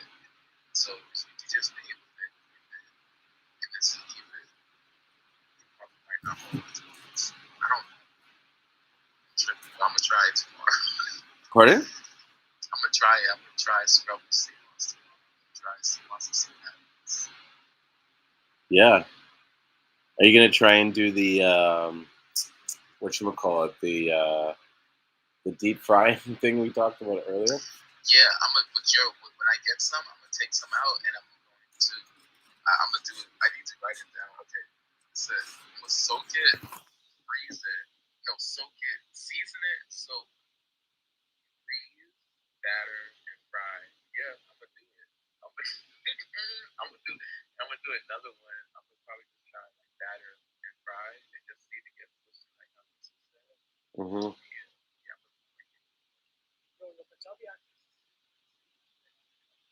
man, if it comes out good, I'm gonna let y'all know. If I fail, I'm gonna let y'all know. Yeah, it sounds All right. Yeah, I'm curious to see your feedback for sure. I want to know what you did. Or like how it works. I might start adding it to my diet. Deep fried Seamoss. it sounds kind of good too. Yeah. Anything tastes good deep fried. Yeah, I'm listening just like a few years ago, just started like seeing. I didn't know this, but I never had deep fried ice cream, and I had it like some years back, and I promise. Oh my freaking gosh, man! Deep fried cheesecake. I've never had deep fried cheesecake. That sounds crazy. Yeah, it's probably horrible for you, but it was so good. But Duffy's, they used to sell like this deep fried ice cream. That's why I had it, and I promise, I thought it was gonna be disgusting, and it was the best thing I ever had. They did it so good, and I had it. I tried to have it again, but nobody nailed it like how they did it. I don't know what they did, but it was. Yeah. They probably put some MSG on it. You think they just throw a little some dust, man? Put some dust, some kind of addiction on it. Yo. You're like, oh, that just tastes amazing. What they put it? Anytime you don't know what they put in it, it's usually something fucking diabolical. Did you know, like, freaking mushrooms? Like, they have a mushroom season, like the umami season, but it's basically like mushrooms. Did you know, like, mushrooms is almost, they have like a natural MSG in it? No, I didn't know about that, but I knew about the mushroom season because in my B group, there's this lady that is like a renowned mushroom forager. Like she's some expert at it, and she gives tours. And she was telling me about how she is always trekking in northern Ontario looking for different species of fungus. But she didn't even really call them mushrooms; she calls them funguses. The mycelium. Yes, the mycelium. Freaking A, man. But I mean, do you like mushrooms? I love mushrooms. Fuck yeah. I microdose them all the time because I feel that it helps with my anxiety and any sort of depression. I like my family is very susceptible to depression. We get really um, like I used to get really kind of like those people they have like they can't get out of bed and they hate life, and I was never suicidal because I love myself too much, but yeah, it's okay. But I was definitely like kind of like fuck the world, and I just want to hide and not deal with stuff, and I got you. Yeah. So like microdosing helps with that. Yeah, for sure. Helps open my mind, clear my thoughts, eliminate mental roadblocks and stuff. Yeah. So, but I haven't done it in a while. I've been too busy with work to do it. I think the last time I took it was probably this summer. Do you forage your own mushrooms, or do you? No. No, I'm still learning on that health stuff and kind of on that journey. I've been really thinking about getting more serious in it, more just so that I don't know, being in the position I am, trying to educate people with what I know, I run into a lot of roadblocks where people refuse to listen to me. And it's not because of the science I know, it's all about my appearance and my lack of looking like healthiness. And so to them it's like how does this guy have the audacity to say what he has when he drinks beer and he eats meat and he looks unhealthy and unhappy, right? But at the same time, I don't think people realize that I'm like I don't know. I think I look great for 40. Like I don't look like I'm 46 years old, like my actual age. You know.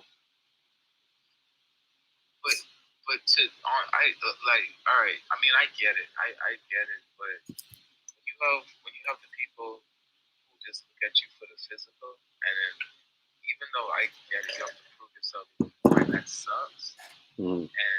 But you, man, like people don't get it. Like you have to understand if people really understood the soul and energy and what someone brings, what I'm bringing towards you. If you look at anybody just for the physical, you could easily get bamboozled. So easy. For sure.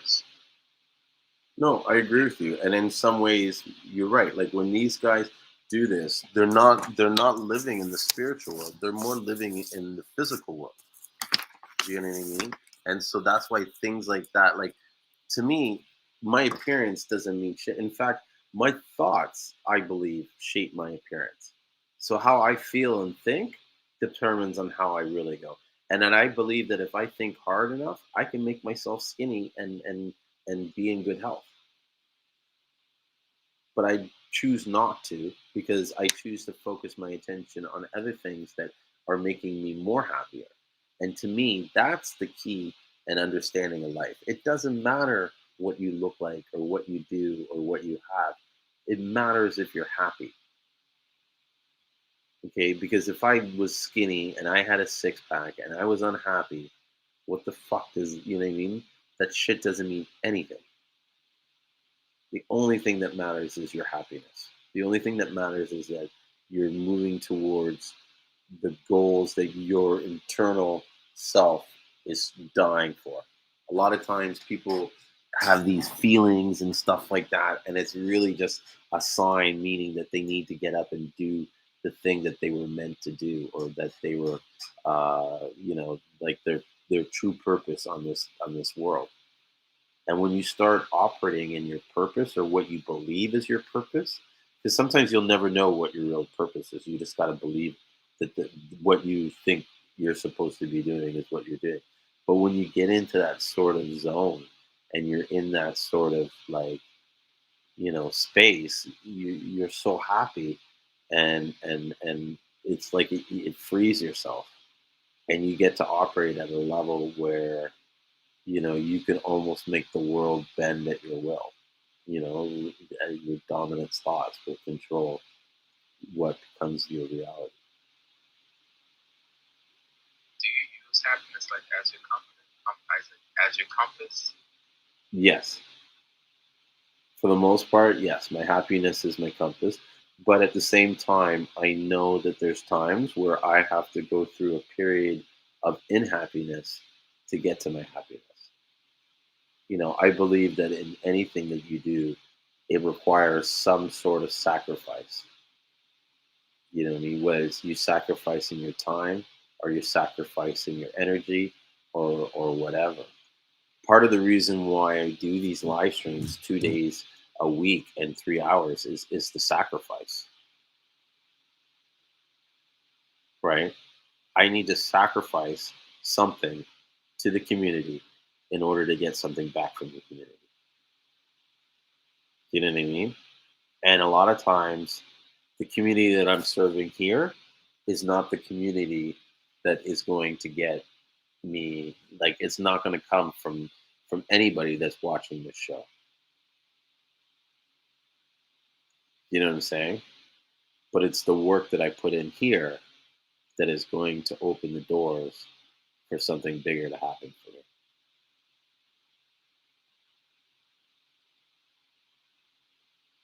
And too many people don't, they lose that part about the sacrifice, and about the you know what I mean, to be, a good person, and sort of try to be righteous in your heart. you know they miss that stuff, and they get caught up in the world, and what the world thinks, says, and what you do. you know and I don't know, it's hard not to get caught up in the world. It's, all this shit around you. Like for me, on I don't like to decompress, Hmm. and just to just to get away. Just how you said, it's very hard, but for me it's harder just because everybody else is so much more into it, like into diving into they what they like with media feeds and stuff, which I'm not totally against media, whatever, right? But when like you said something like back before, you was like, since I know, like I just because I know, I just don't subscribe to it, and I get that fully. But like when you care about somebody, and then you see they falling for, like, they fall for like the simple stuff, and you try to warn them, but you see, it's almost like they're so happy, and you don't want to disturb their happiness. Mm-hmm. And stuff. So it's almost like sometimes I dumb myself down, so I can, Yeah. And sometimes you have to do that to be around. See, at the end of the day, you have two choices. You either accept that person for who they are, or you don't. Too many people want to accept the person but still change them, and you can't. That's where they fail and stuff. So it's kind of like, let them be happy, let them be whatever. You can't change them. Like, you don't have that power. You know what I mean? At the end of the day, it's their choice. If they don't want to change, they want to change, and it's not worth your energy to control someone else, because that's kind of like what you're doing. You're controlling them. Because whether they agree with you or not doesn't really affect your life. You know what I'm saying? Sure, you care about them. Sure, you want what you want for them, but that's what you want for them, and that's in your world, not their world. Like, that's, I think, the concept that I believe in. I know it's a little out there, but like, I believe that everybody runs their own world, and the world is based on the things that you see in your eyes and how your brain interprets it. And through your mind, you're able to control what you see, and therefore what you experience and what your life's about. And so, again, I forgot the point I wanted to say. No. You was going, you was flowing, boy. Yeah. So you basically saying, it being if you control your own world. Oh. Right? Yes. So I was saying is that, so you make your own reality. So what I see for like, is different than what you see. I guess that's kind of like, to sum it up, is what I'm trying to say. Is like, you know what I mean? So like, you are looking at the world and like, you know what I mean? In your world, health matters, this matters, this, that, you know what I mean? I need all this stuff. But to someone else, that means nothing. Their soap operas is what matters to them. You know what I mean? And so that's their world. They're happy. Like, as long as they're happy, then you know what I mean? But there's too many people that build a world where they're not happy because they're not doing what they really want to do. They're doing everything that they think that everybody else wants them to do or should be doing. And that's what it is right there. You just hit it. Look.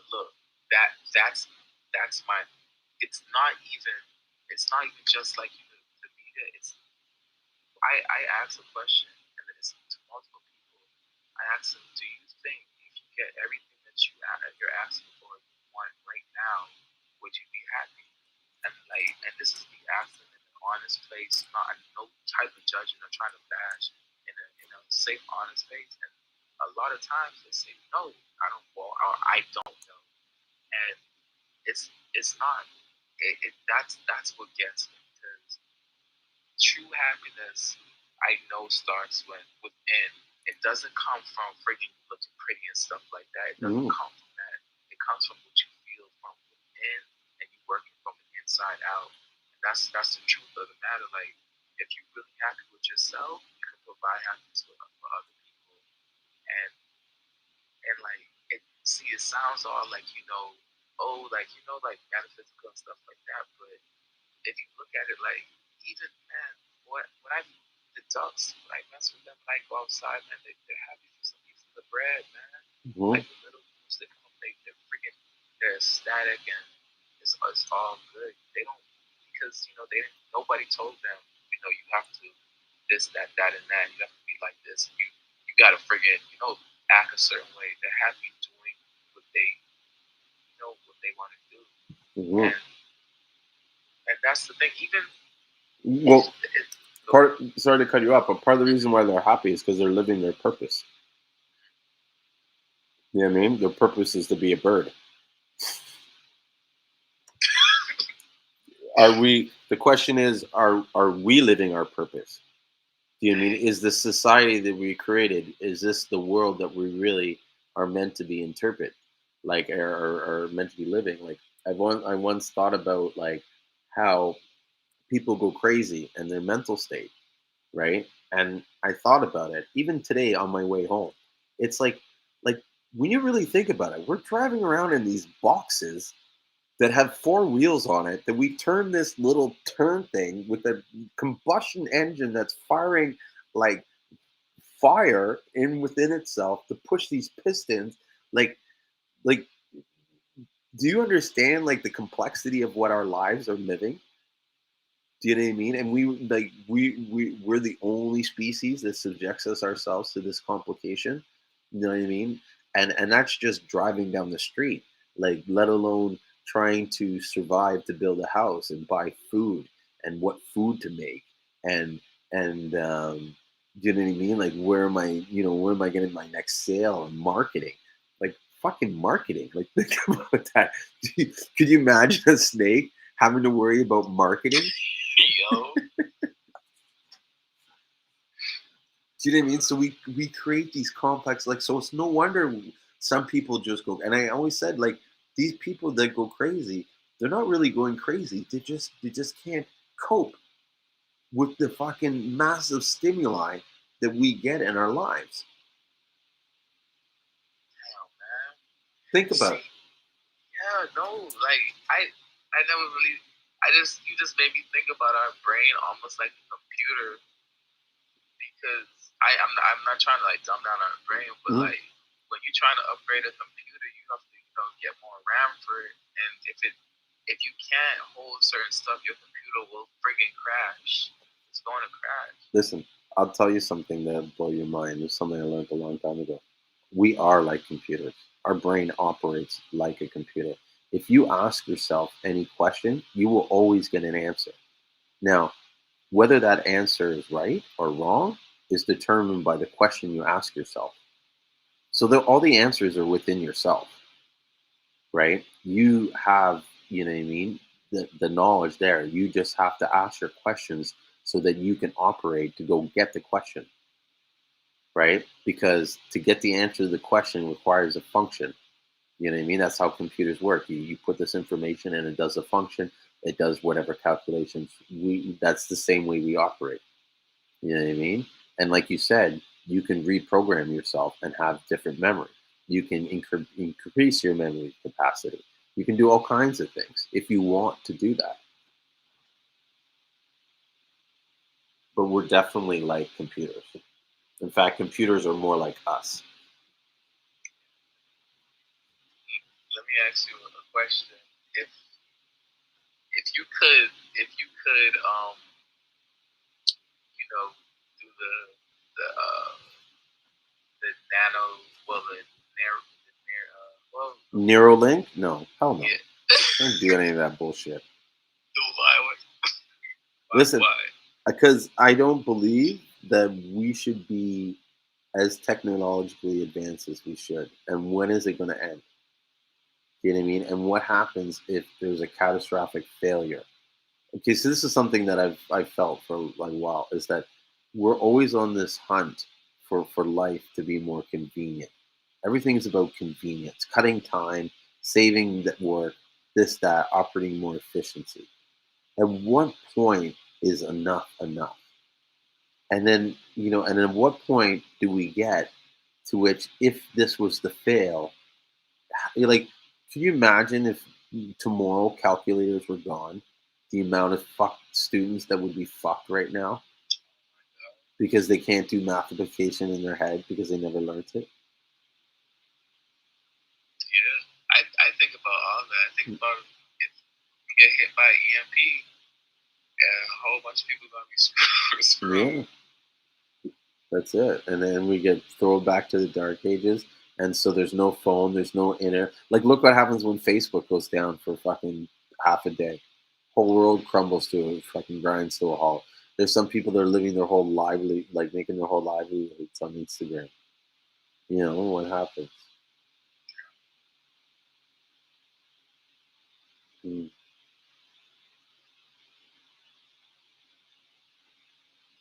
See, like I thought about it. I thought about the Neuralink, and like, see, I'm not like I was mixed feelings about it, and because I see what I see the good in it, but I can see how it could be like it could be horrible. I can see how it could be real bad, but I see how it could be real good too.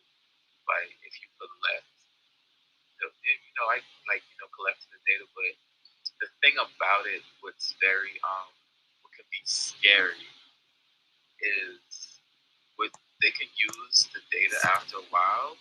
So basically, if you go ahead and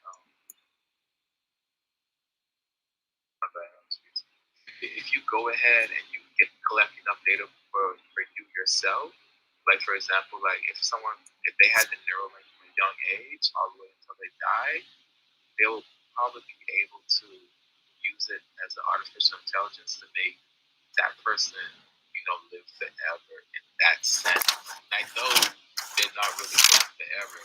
This is going to be basically a shadow of them in something else, but it's almost like suppose you can carry around like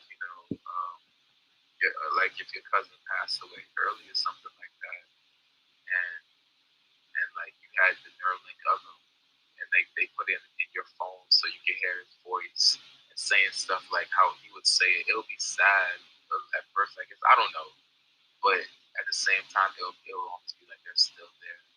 So it sounds so creepy. It sounds like, to me, I promise and everything, it just sounds like magic, right? But that's how I see technology. Yeah. But I also feel like sometimes we go into areas where, like, it serves no purpose to do that. You know what I mean? Like, why put yourself in that? Like, let the person go. You know what I mean? She's gone. That's it. Move on. Don't try and, like, that's almost like the equivalent of like stuffing your human, stuffing a human being. You know what I mean? Like doing taxidermy. Yeah, that's creepy to me for sure. Mm-hmm. So you have this voice, and you can have this conversation of a guy that died. You know what I mean? Yeah, right. That's odd. It's like.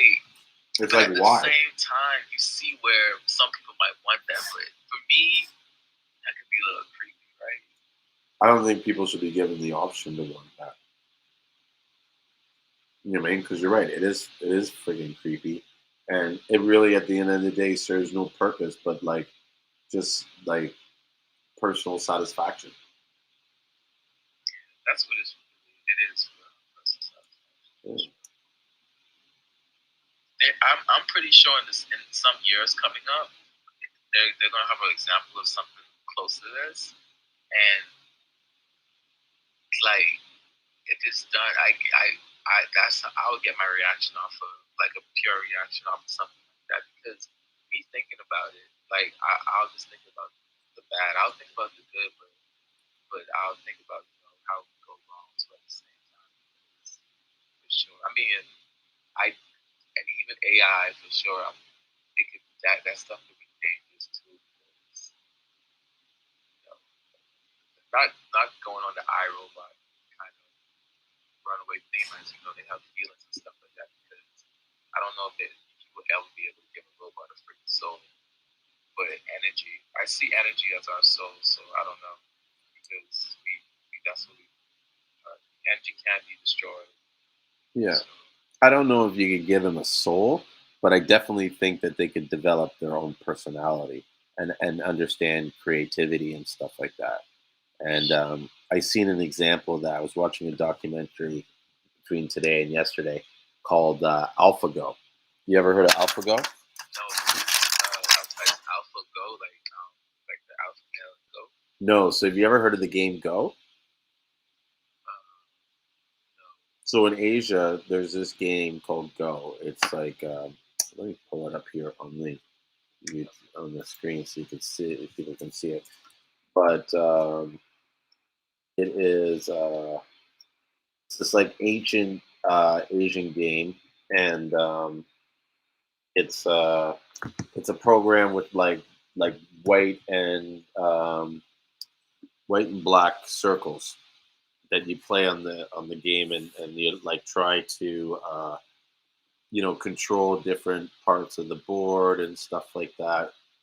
Um, um, Like people are like championships and shit like that. They play like grandmaster, this and that. You move your phone away, so I can't hear you. Oh, sorry. Can you hear me? Yeah, I can't. So black and white boards, they change. Yeah. Are you watching on the live stream or no? Yeah, I'm watching now. Yeah. Okay, so I'm gonna put it on here so you can see the image of what I'm talking about. Like once you see it, you're like, oh, that thing. You see it? Oh no, you don't. There. You see what I mean? The game board. Oh yeah, yeah, that thing. Yeah. Oh yeah, and then you have to like block it off. I played it. Yeah, it's hard to learn too. Mm-hmm. The computer whoops my ass in this. So you see this image here and stuff where the guys are two playing. So basically, this guy Lee Sidhu, he's like a grandmaster champion of the world, and he played against this computer AlphaGo from Europe, the UK, where it was using artificial intelligence to learn the game and come up with probabilities and stuff like that. And so the guy lost, like the computer beat him and beat him a lot. But there was one point where, the computer began learning new strategies and it started creating ones out of nowhere that just kind of stumped the guy because it was so random and unique that it was kind of like the guy like almost cried. Like he was just kind of like so touched about what this computer had evolved to. It wasn't just trying to map out probability. It was creating new strategies through its experience. Okay, and that's it right there. That how it's it's if someone was to do that Neuralink and then they put their program, their brain basically into something, then evolution, you could probably oh my gosh, it's gonna be crazy. Yeah. Yeah, in the future is gonna come so fast. Now you just need to see that because once we get AI smart enough, they will be able to evolve like the way of thinking. Mm-hmm. We'll be able to progress way faster. So problem solving, a lot of stuff will be problem shooting. It's gonna be done faster. Imagine okay. How about this? Are you against having like a bot in your house, almost like a Siri? It's a Siri, but this Siri is moving around. He'll just walk up behind you, like, "Hey, you look a little parched. You want some water? I can tell you're dehydrated. Been talking a lot." And he's even joking around with you with your type of humor. Would you be against something like that? I don't know if I'd be against something versus they would just irritate me. Do you know what I mean? Like I'm one of those kind of guys. I have a lot of patience, but I get irritated really easy. Understood. And so it would just be like if you started doing all these stupid things, then I would be kind of like, get the fuck out of here. Just go. Yeah. I'm one of those guys, like I get really uncomfortable when someone's being too nice to me, especially when I first meet them. Yeah, no doubt. But yeah, it'd be cool to have a bot. I know I've been using a crypto bot to trade currencies and stuff. I thought about getting one of those. I didn't know if the payout would be worth it. Is it worth it for you, the payout for using the bot?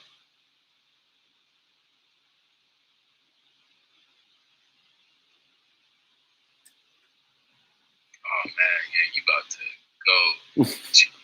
No, what did you just say? The last bit, I kind of I did drift off a bit, and I didn't hear it. Dozed off. It's okay. I did.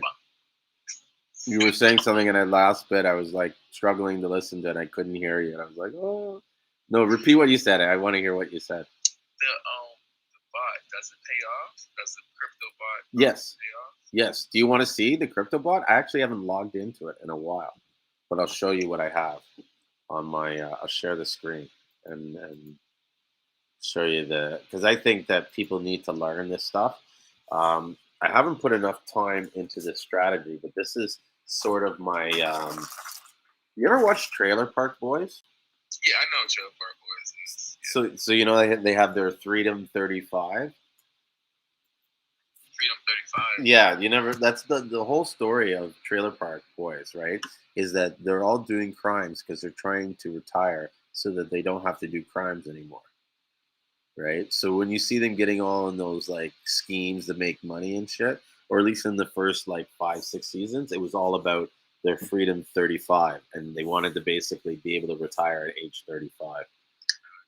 So this is sort of what I would call my, and the reason why they called it Freedom 35, right? You have to be Canadian to know this, is that back in the days they had this insurance program which was called Freedom 55, and it was Oh, okay. yeah, and it was designed so that you would, at 55 you would Tired. yeah, retire and stuff. Oh my gosh, these coins are doing horrible. It's it's probably gonna shoot back up in like the next couple. Yeah, everything's down like 30%. Actually, oh no, that's euro currency. So all the crypto's looking bad, so I don't really want to show it too much, but I'll show you the program so you understand like how this thing works and how people make money from it. So the product's called Crypto Hopper.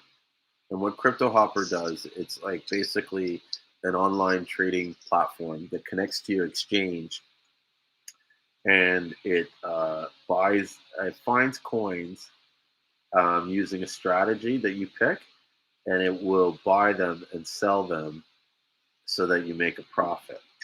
And so you go into these things called strategies here,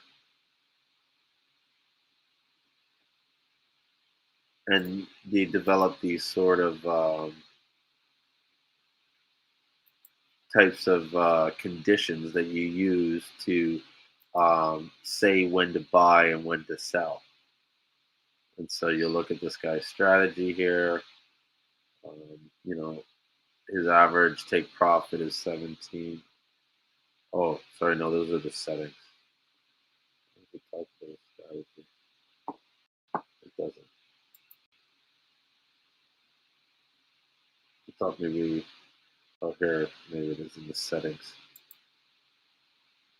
Credit strategy.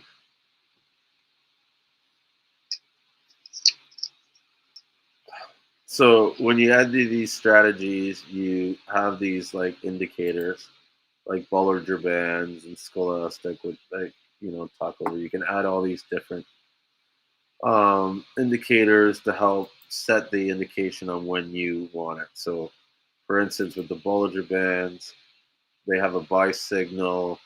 Um, it's got to be necessary, like it's a necessary to buy, and then it sets the parameters on which to set the chart.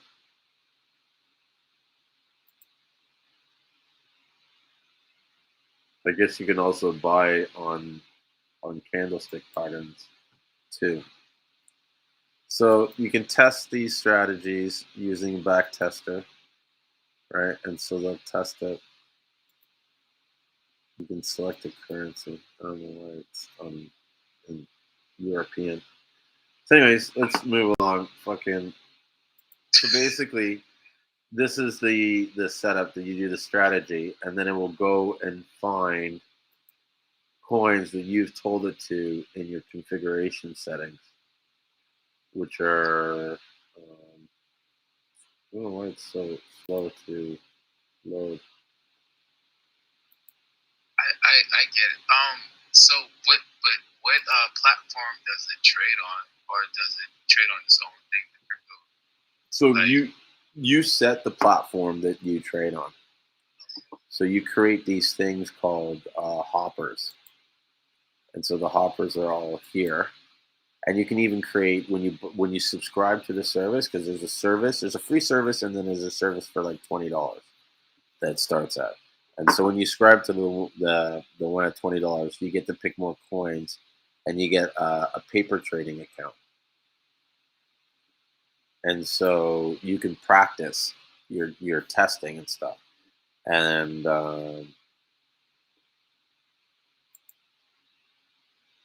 And then there's different levels that you can do. That's not what I want to do. I want to make templates. Oh, here. Because when you make the template, it will show you all the what's we call it? All the different current exchanges. So here's all the exchanges that it works with: Binance, Coinbase Pro, BitTavavo, KuCoin, Binance USA, Kraken, Bittrex, Bitband, Pro, Crypto.com. You see the names here. So these are all the different exchanges that you can connect to. And then you create your little hopper out of the template, and then you set the parameters that you want on it, and then you just tell it to go, and it goes and it starts buying when it identifies the coin and stuff. So can you even train it to find like altcoins? Oh, that's what it does, right? Oh. Its whole job is to go on the exchange and find different coins, and based on the parameters that you've set, it will decide if it's ideal to buy, and then it will hold on to it for a specific amount of time, or how much profit it takes before selling it, or if there's another indication that says this is a sell indication, it will sell. And so this all happens in the settings here. You get to pick the exchange on the settings. You get to pick, here's where the coins and the amounts. So these are all the coins that are available on Kraken. I don't know why it's all grayed out, but it is. Yeah, no, I was about to say, like, watch out what you're doing, because you're a little sleepy. And you don't need to be doing nothing crazy right now. You're slide streaming. No. This is on one of those simulations accounts. I actually haven't been running this for like a month or two. Ever since the recent crash where Bitcoin dropped from 65, I just kind of like let it sit out and wait, because it's just too much volatility going on. I'm in the same boat. I'm sitting right next to that same boat, boy, because I just I don't have like crazy much money in it, but I have enough. And I'm just not looking at it until it jumps back, which I know it will. Well, one good buy you might have missed out on recently was XRP. It was trading at like 60 cents. And I think now it's at like 85 cents. And I was kind of bummed because I knew it was going up.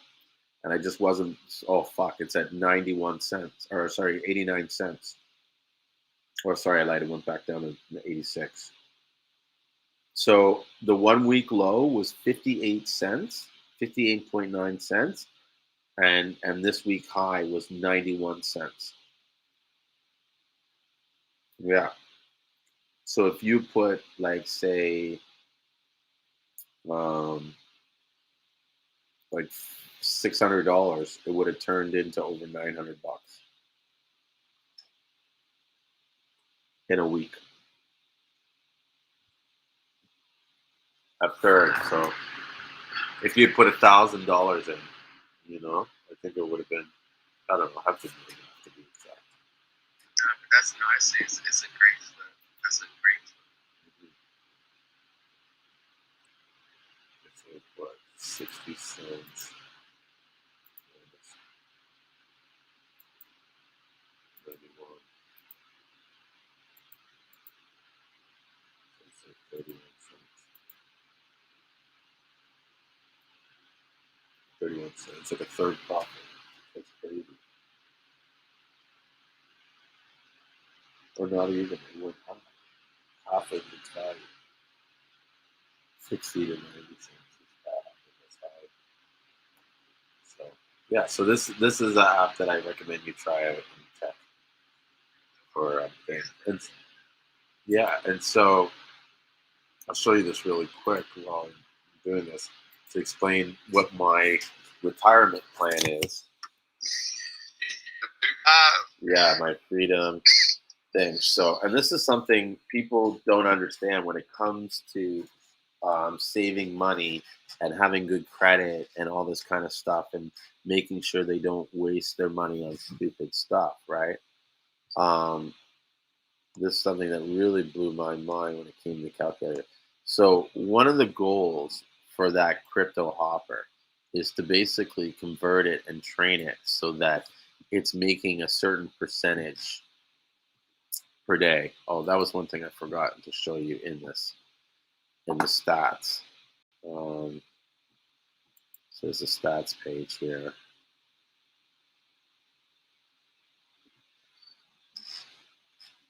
I wonder how far I can go back to kind of illustrate. Wait, was it the first? Maybe it was before that, December 31st.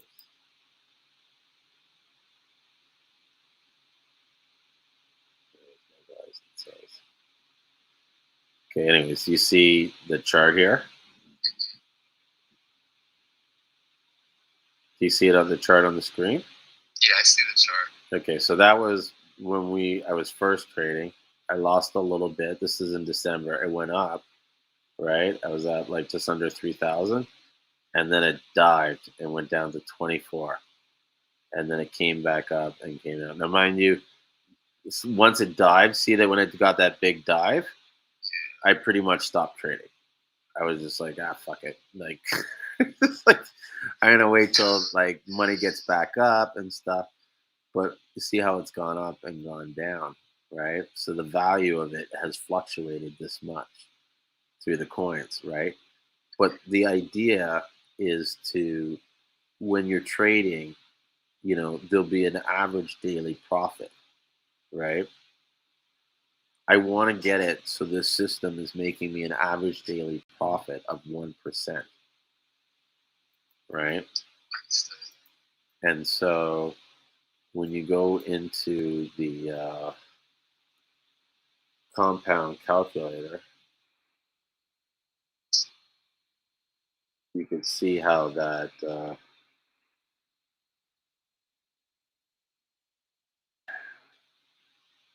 how using this with the 1% gain on it can generate a lot of money. So here's the initial purchase amount, daily interest rate in percentage, 1%, length of term. So let's say it's 10 years.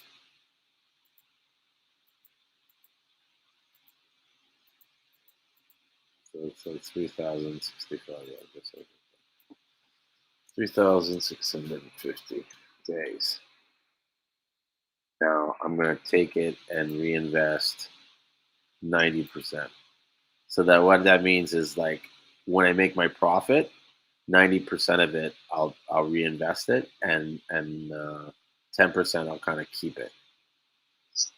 Right? It's calculating now. Including weekends, Yeah, all daily. Of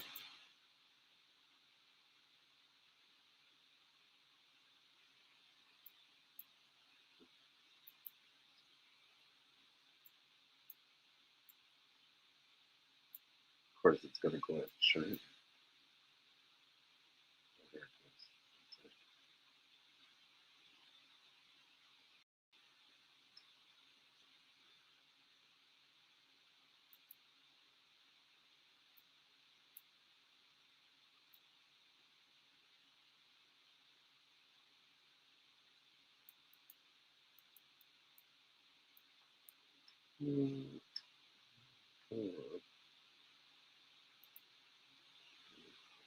Try and reload it again.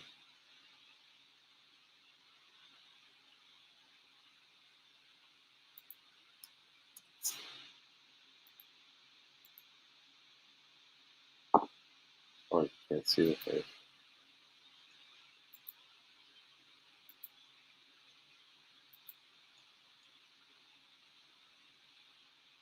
Thousand.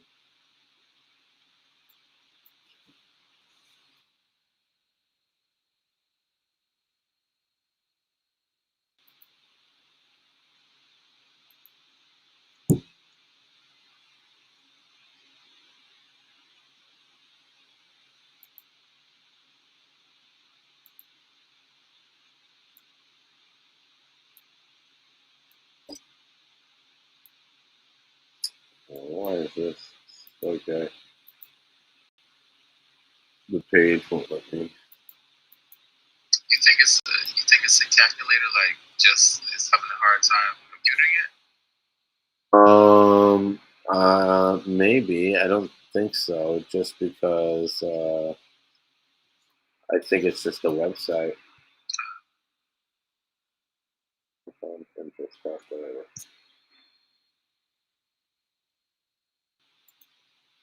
Let's see if this works.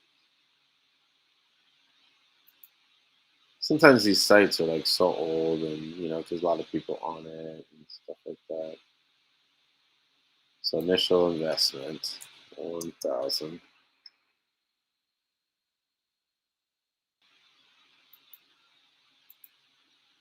I don't know what this regular edition is. 1%. Interest is compounded. Oh, this is not right. It's not what I wanted.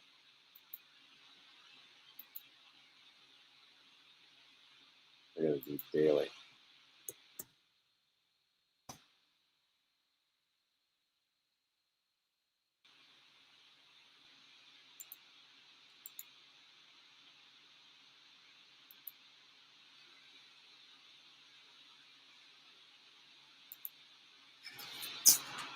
$1,000 per hour, 10% to 10 years.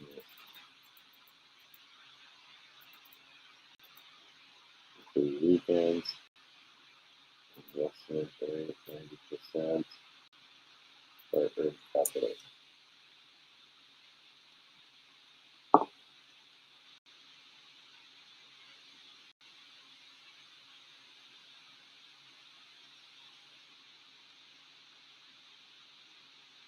So in the first year, right, you would make $19,000. You would take out $1,900, right? You said 19,000. Yeah. So if you took $1,000, right, and compounded it 1% daily, right, including the weekends, and you took 90% of that profit that you made from that interest that you made from investing daily, right, and you reinvested it, after the end of the first year, you would be making $19,000. Yeah, that's 1% interest time because there's no additional money on it. So the first year would be 18,000. No, this is not right. This must be like them thinking you're putting in $1,000 a day. That must be the earnings. No, how?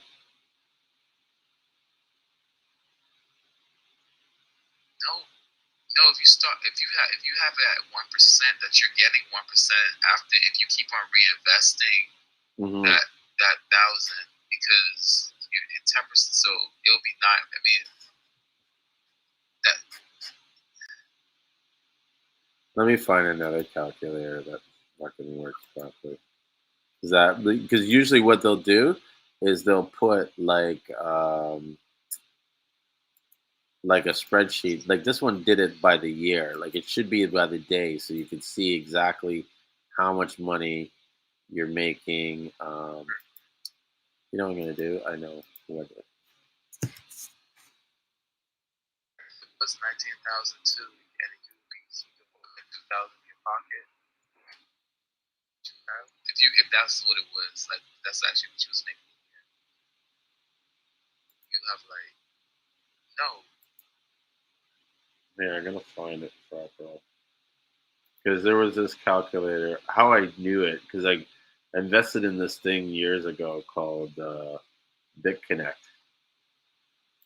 and BitConnect was going to be like my retirement fund, but it was like a Ponzi scheme, and it looks like the spreadsheet's not there anymore.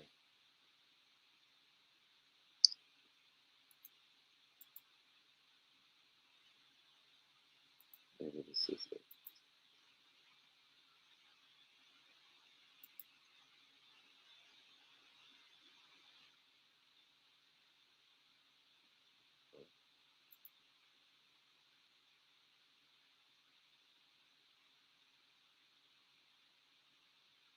Did you get some Doge Long? No, I never bought Doge. No, not Doge. Doge Long. What's that? That's Elon's coin. What? Elon's coin. No, Doge line. Doge Long. Yeah, he has a coin. It's very weird. Like he never pushes that. He never pushes his coin, but like a lot of people even who have Doge don't have his coin. And I find it to be very weird because you can say one thing about Doge and make it go up or down. But yeah, he has his own coin. I got some of it. That's crazy. Yeah, you can buy a little right now. Stuff that you can get with this, like he has a whole bunch of little avatars, and I think he has some NFTs too. Probably everybody's getting the NFTs nowadays. Okay, as a realtor, let me ask you, as a realtor, how do you feel about like NFTing a property? What do you feel? How do you feel about that? I need to learn more about it. Oh, okay, just this is me explaining it, not from because I didn't. It's me what I know what NFTs can do. I didn't go. I never watched like videos on like people NFTing properties and land and stuff like that. Uh-huh. But this is me like seeing like maybe what you can do with it.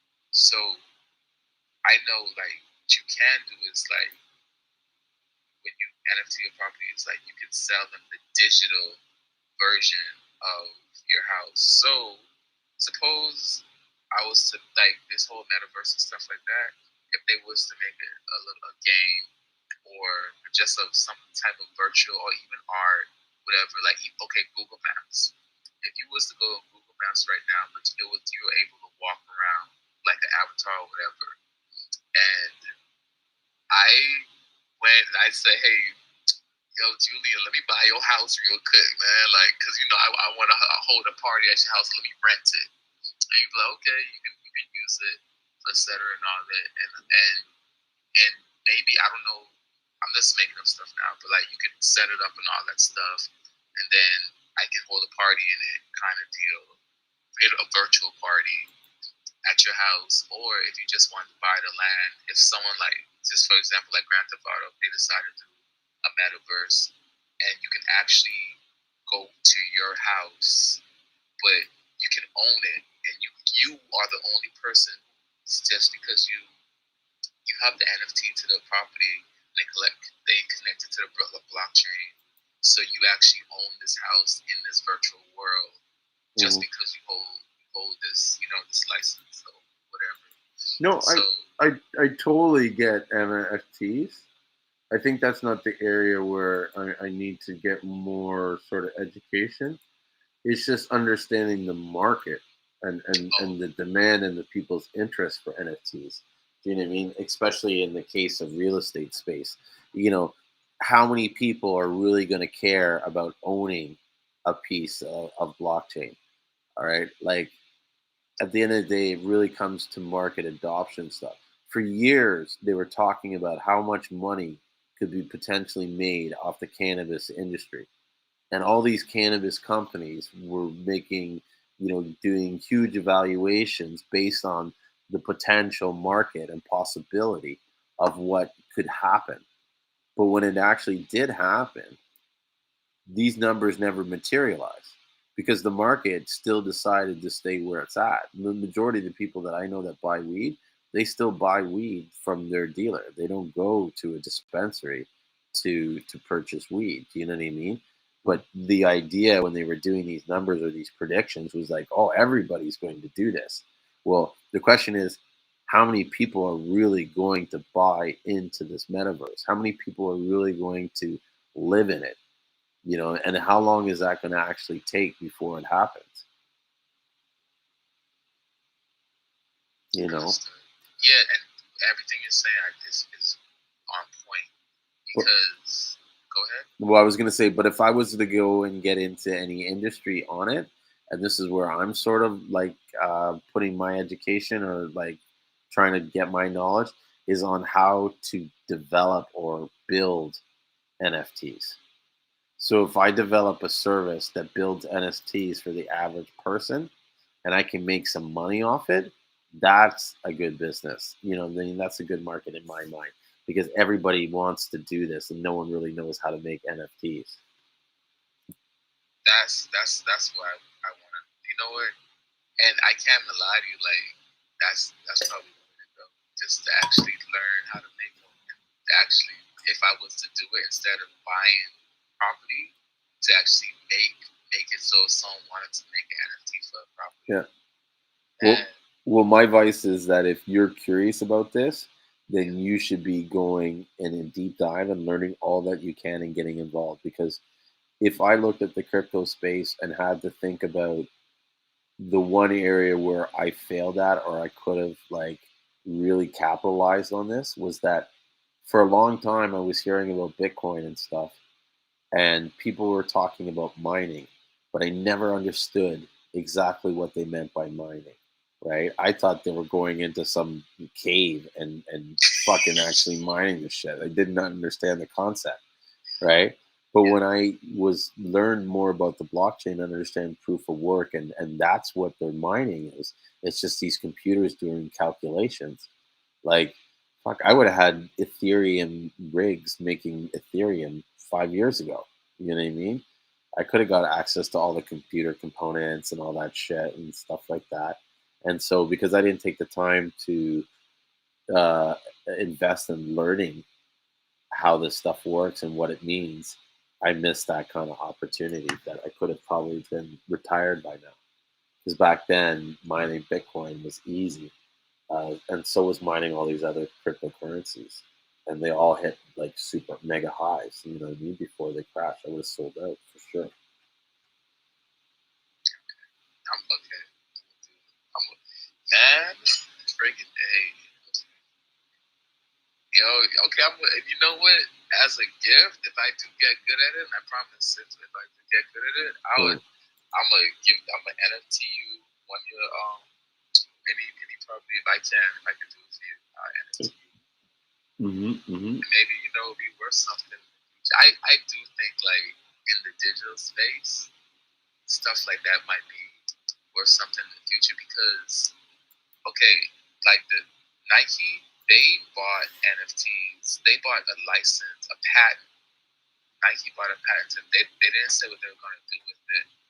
But me knowing, I have friends who are sneakerheads, and I know for sure if when they do play games and stuff like that, if they if Nike says, hey, if you buy this shoe, it comes with an NFT, and you'll be able to wear it like basically, or you could put it in your house in your shoe, or you could wear it while you're playing a game or something like that.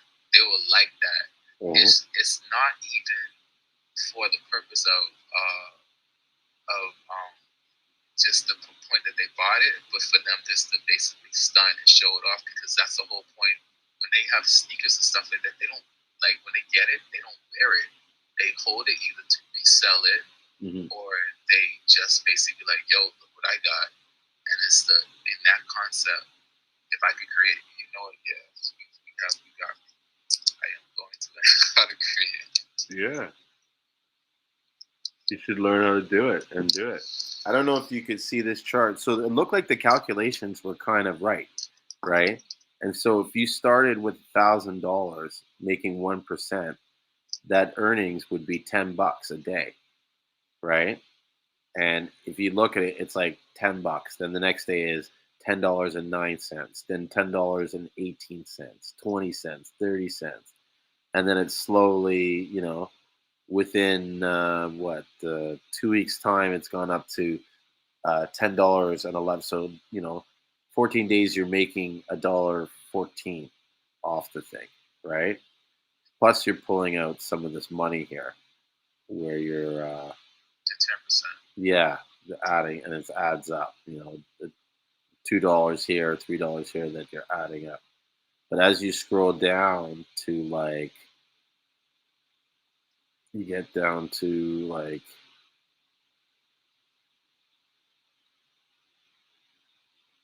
the end of the year, right? Say 365. By then, you're making $260 a day. The next day, 263. You've saved $26,321, and you've pulled out 2,000, just under 3,000 for yourself. So that sounds good because you could reinvest that you pulled out for yourself. Well, no, this is the thing with this compound interest. You're reinvesting 90% of the earnings that you make every day. Right, but you started out with 1,000. So Yeah. if you just saying like, if I was like, I mean, I probably would have spent that 3,000 that time. I can't lie, like probably something. That's the whole point. The idea is you put this money in and you set the system so that it kind of like you set it and you forget it. Like you're not supposed to look at this money ever. You just make sure that you're still earning the 1%, because after 2 years, right? Because that's 365 and 365. That's like what, 720 or something. Let's say 720 is 2 years. At 2 years, you're now pulling in every day $6,227.73, putting 90% back. Your total collective is what? $633,382.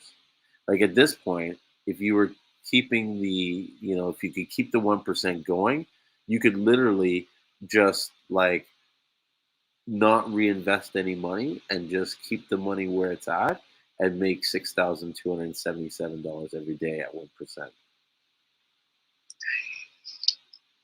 That's the power of the compound interest. And so the idea is to take that 1,000 and after 5 years, get it to, and maybe I should do the calculation based on 5 years, because I think my plan was to do it for 5 years and then stop reinvesting and put that in. So. The ultimate ASU. You know what ASU is? No, who is ASU? Like, I don't know. I guess different islands have different names for it, but when like you get in a group and oh yeah, I know what you're talking about. Yeah, this is like, but one bad man kind of deal. This is awesome right here. I can't lie to you, man. But the difference with that Jesus and stuff like that is that, like, I always say everybody getting scammed in that, but it really comes down to you got to make sure everybody's got to make sure that they share the money right. And the first is the last person to get their money is always sketchy. Be the last person, it sucks. Mm-hmm. So let me change this and do 1850 or 1825. 1, 3, 2, 5.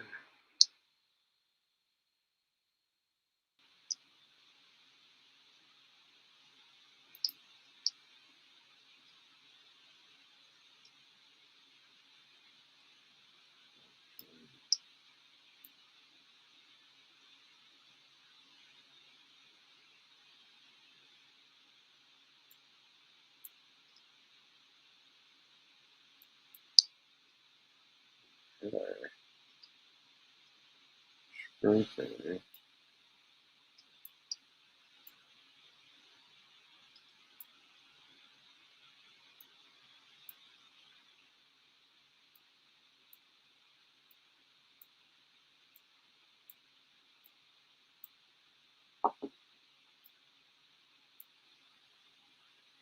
Let's go 0. Dang, this is 5 years? Yeah. Oh my god.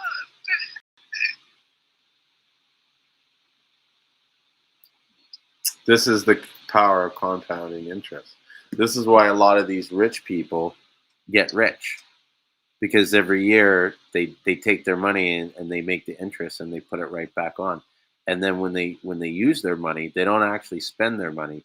They borrow their money, right? And so when they're borrowing from their money, they're not really taking away from their principal interest. And the principal interest is still returning interest. So after this certain amount of time, that money that they borrowed actually gets repaid through the interest.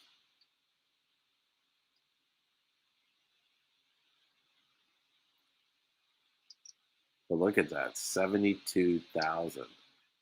And so these kind of daily gains, they might be difficult to get, but once you get the system or the like sort of like the algorithm to figure it out, it's like, and as long as you average 1%, like maybe some days you'll do 2% or 5% gain, and then other days you might do -1. But as long as you average out 1% over the consistent whole time, these are the numbers you should be getting.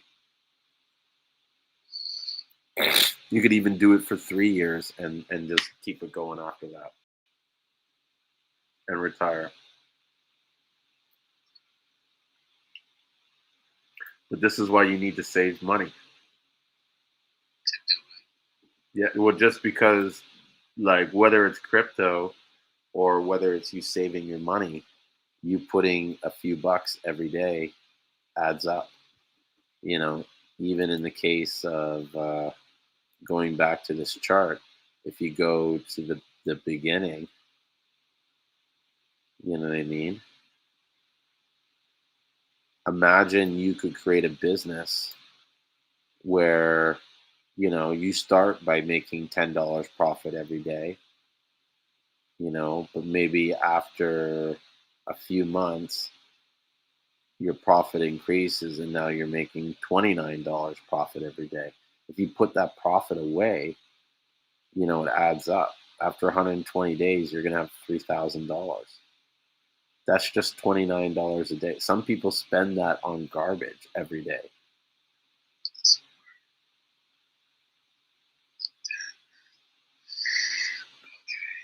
So if you were going to cut, say you spend 20 bucks every day, like I would look at your budget and see how much you're spending every day. But if you could cut something like that out of your every day at the end of the year, or at the end of the after ended 20 days, which is only what, 3 months or 4 months, right? Right. That's $3,000. But I'm gonna tell you right now, I do not spend $29 a day. But, I know, but there are people that do. Oh yeah. Oh, I could. Yeah, easy. Mm-hmm. But I'm gonna tell you, like, I'm gonna use this. Like, this is a great blueprint. Just to, if I have to start off, like, even, you know, if it's $1, Mm-hmm. I'm gonna start like. I do this show for the power. Yeah, that's it. I'm watching it too. I think I'm gonna get something, and I'm gonna get action good. And like anytime I'm cash out like that, I'll put like in it if I can get more, put it in there. Yeah. Oh, that's crypto right there. You know, but I think I'm gonna pull the parachute cord, bro, because it's 2 o'clock, and if I don't pull it soon, I'll be talking all night with you. Oh man, no, you hit me with a SpongeBob 1 hour later because I know 1 o'clock is the time. Yeah, that's true, eh? Because it is. I did go over, but I wanted to show you that cryptocurrency thing because I know, and I wanted to show other people because that is something that people fail to understand about the power of compounding your savings and how, like, putting money away, you know what I mean, and not looking at it can add up. Like, even if you did this in your business where you took, say you had sales every day and you just made sure you took $30 out of your sales every day and just put it away, like what you would have after a certain amount of days that you did. This is where the wealthy barber, you know who the wealthy barber is, right? Okay, David Kawasaki. He writes this book called The Wealthy Barber, and in it they talk about how it's important to save 10% of your income and put it away right away, and then this stuff adds up over time. Is he Jewish? The person you're talking about? No, he's Asian, I think, or Korean. A Jewish guy gave me that same advice. He used to own, well, his parents, he worked for his parents who owned the liquor store, and then he ended up, I guess, taking it, but he told me that he said that's the only way he was able to afford what he has now, put 10% every day. Sorry, what was the only way he was able to afford what he has now? He said he every check, it was like every check he put, like, he said every check he put, it was more than 50% of it, and I think he kept. Matter of fact, he actually kept like just what he needs for living, and he said it was like probably around. I'm not. Don't quote me on it. Mm-hmm. Probably around like 20 to 10%. He only kept for himself, and he said everything else he would save. He would put away just for savings, and Mm-hmm. yeah, and that's how he retired. And all that. But I mean, I don't know the age he retired at, but the community he stays in is a really nice community and all that. And he eats like basically say anytime he goes out to eat, he goes to McDonald's and gets like a coffee, and he goes like to the bare minimum. He doesn't spend more than a certain amount on food and stuff like that. Mm-hmm. He's mindful of his spending. That's good. Julian, for real, give thanks for real, man. Like I appreciate all the time. For real. My pleasure. I appreciate you too. Being here to hang out with me and talk. It would have been boring if I was by myself. It was actually pretty quiet tonight. You know what I mean? There wasn't that many people, but whatever. Yeah. But I did think that I got some really good feedback from this contest, and so I am going to do the raffle. I'm actually going to call my partner and tell him he's the genius, and that the next time I question an idea that he has, he's got to remind me about how I think he's, because a lot of the great ideas that we have for this business, he's come up with. You know what I mean? Like I have good ideas and everything, and I think unique strategies, but there'll be times where like we'll be brainstorming and stuff, and he'll come up with a concept, and some of them I just think they're crazy, right? But when I really look at it, it's like, no, this is a better way to do it. You know what I mean? And so to me, having this raffle and getting people to sign up, and it's a better way to do it. Because the other way was coming from a selfish position. Do you know what I mean? Like no one gained but us by giving away that Seamoss. Now we do it this way, everybody benefits, we get the exposure we want, and people get helped.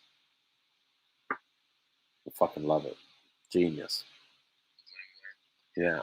He was the one just before Christmas told me, like, let's drop the sale and sell the Seamoss. Let's help these farmers. And since then, that's kicked off, like, I guess, like a new energy in the business. It's like we've got a buzz now, and business is starting to come out of, like, all different areas.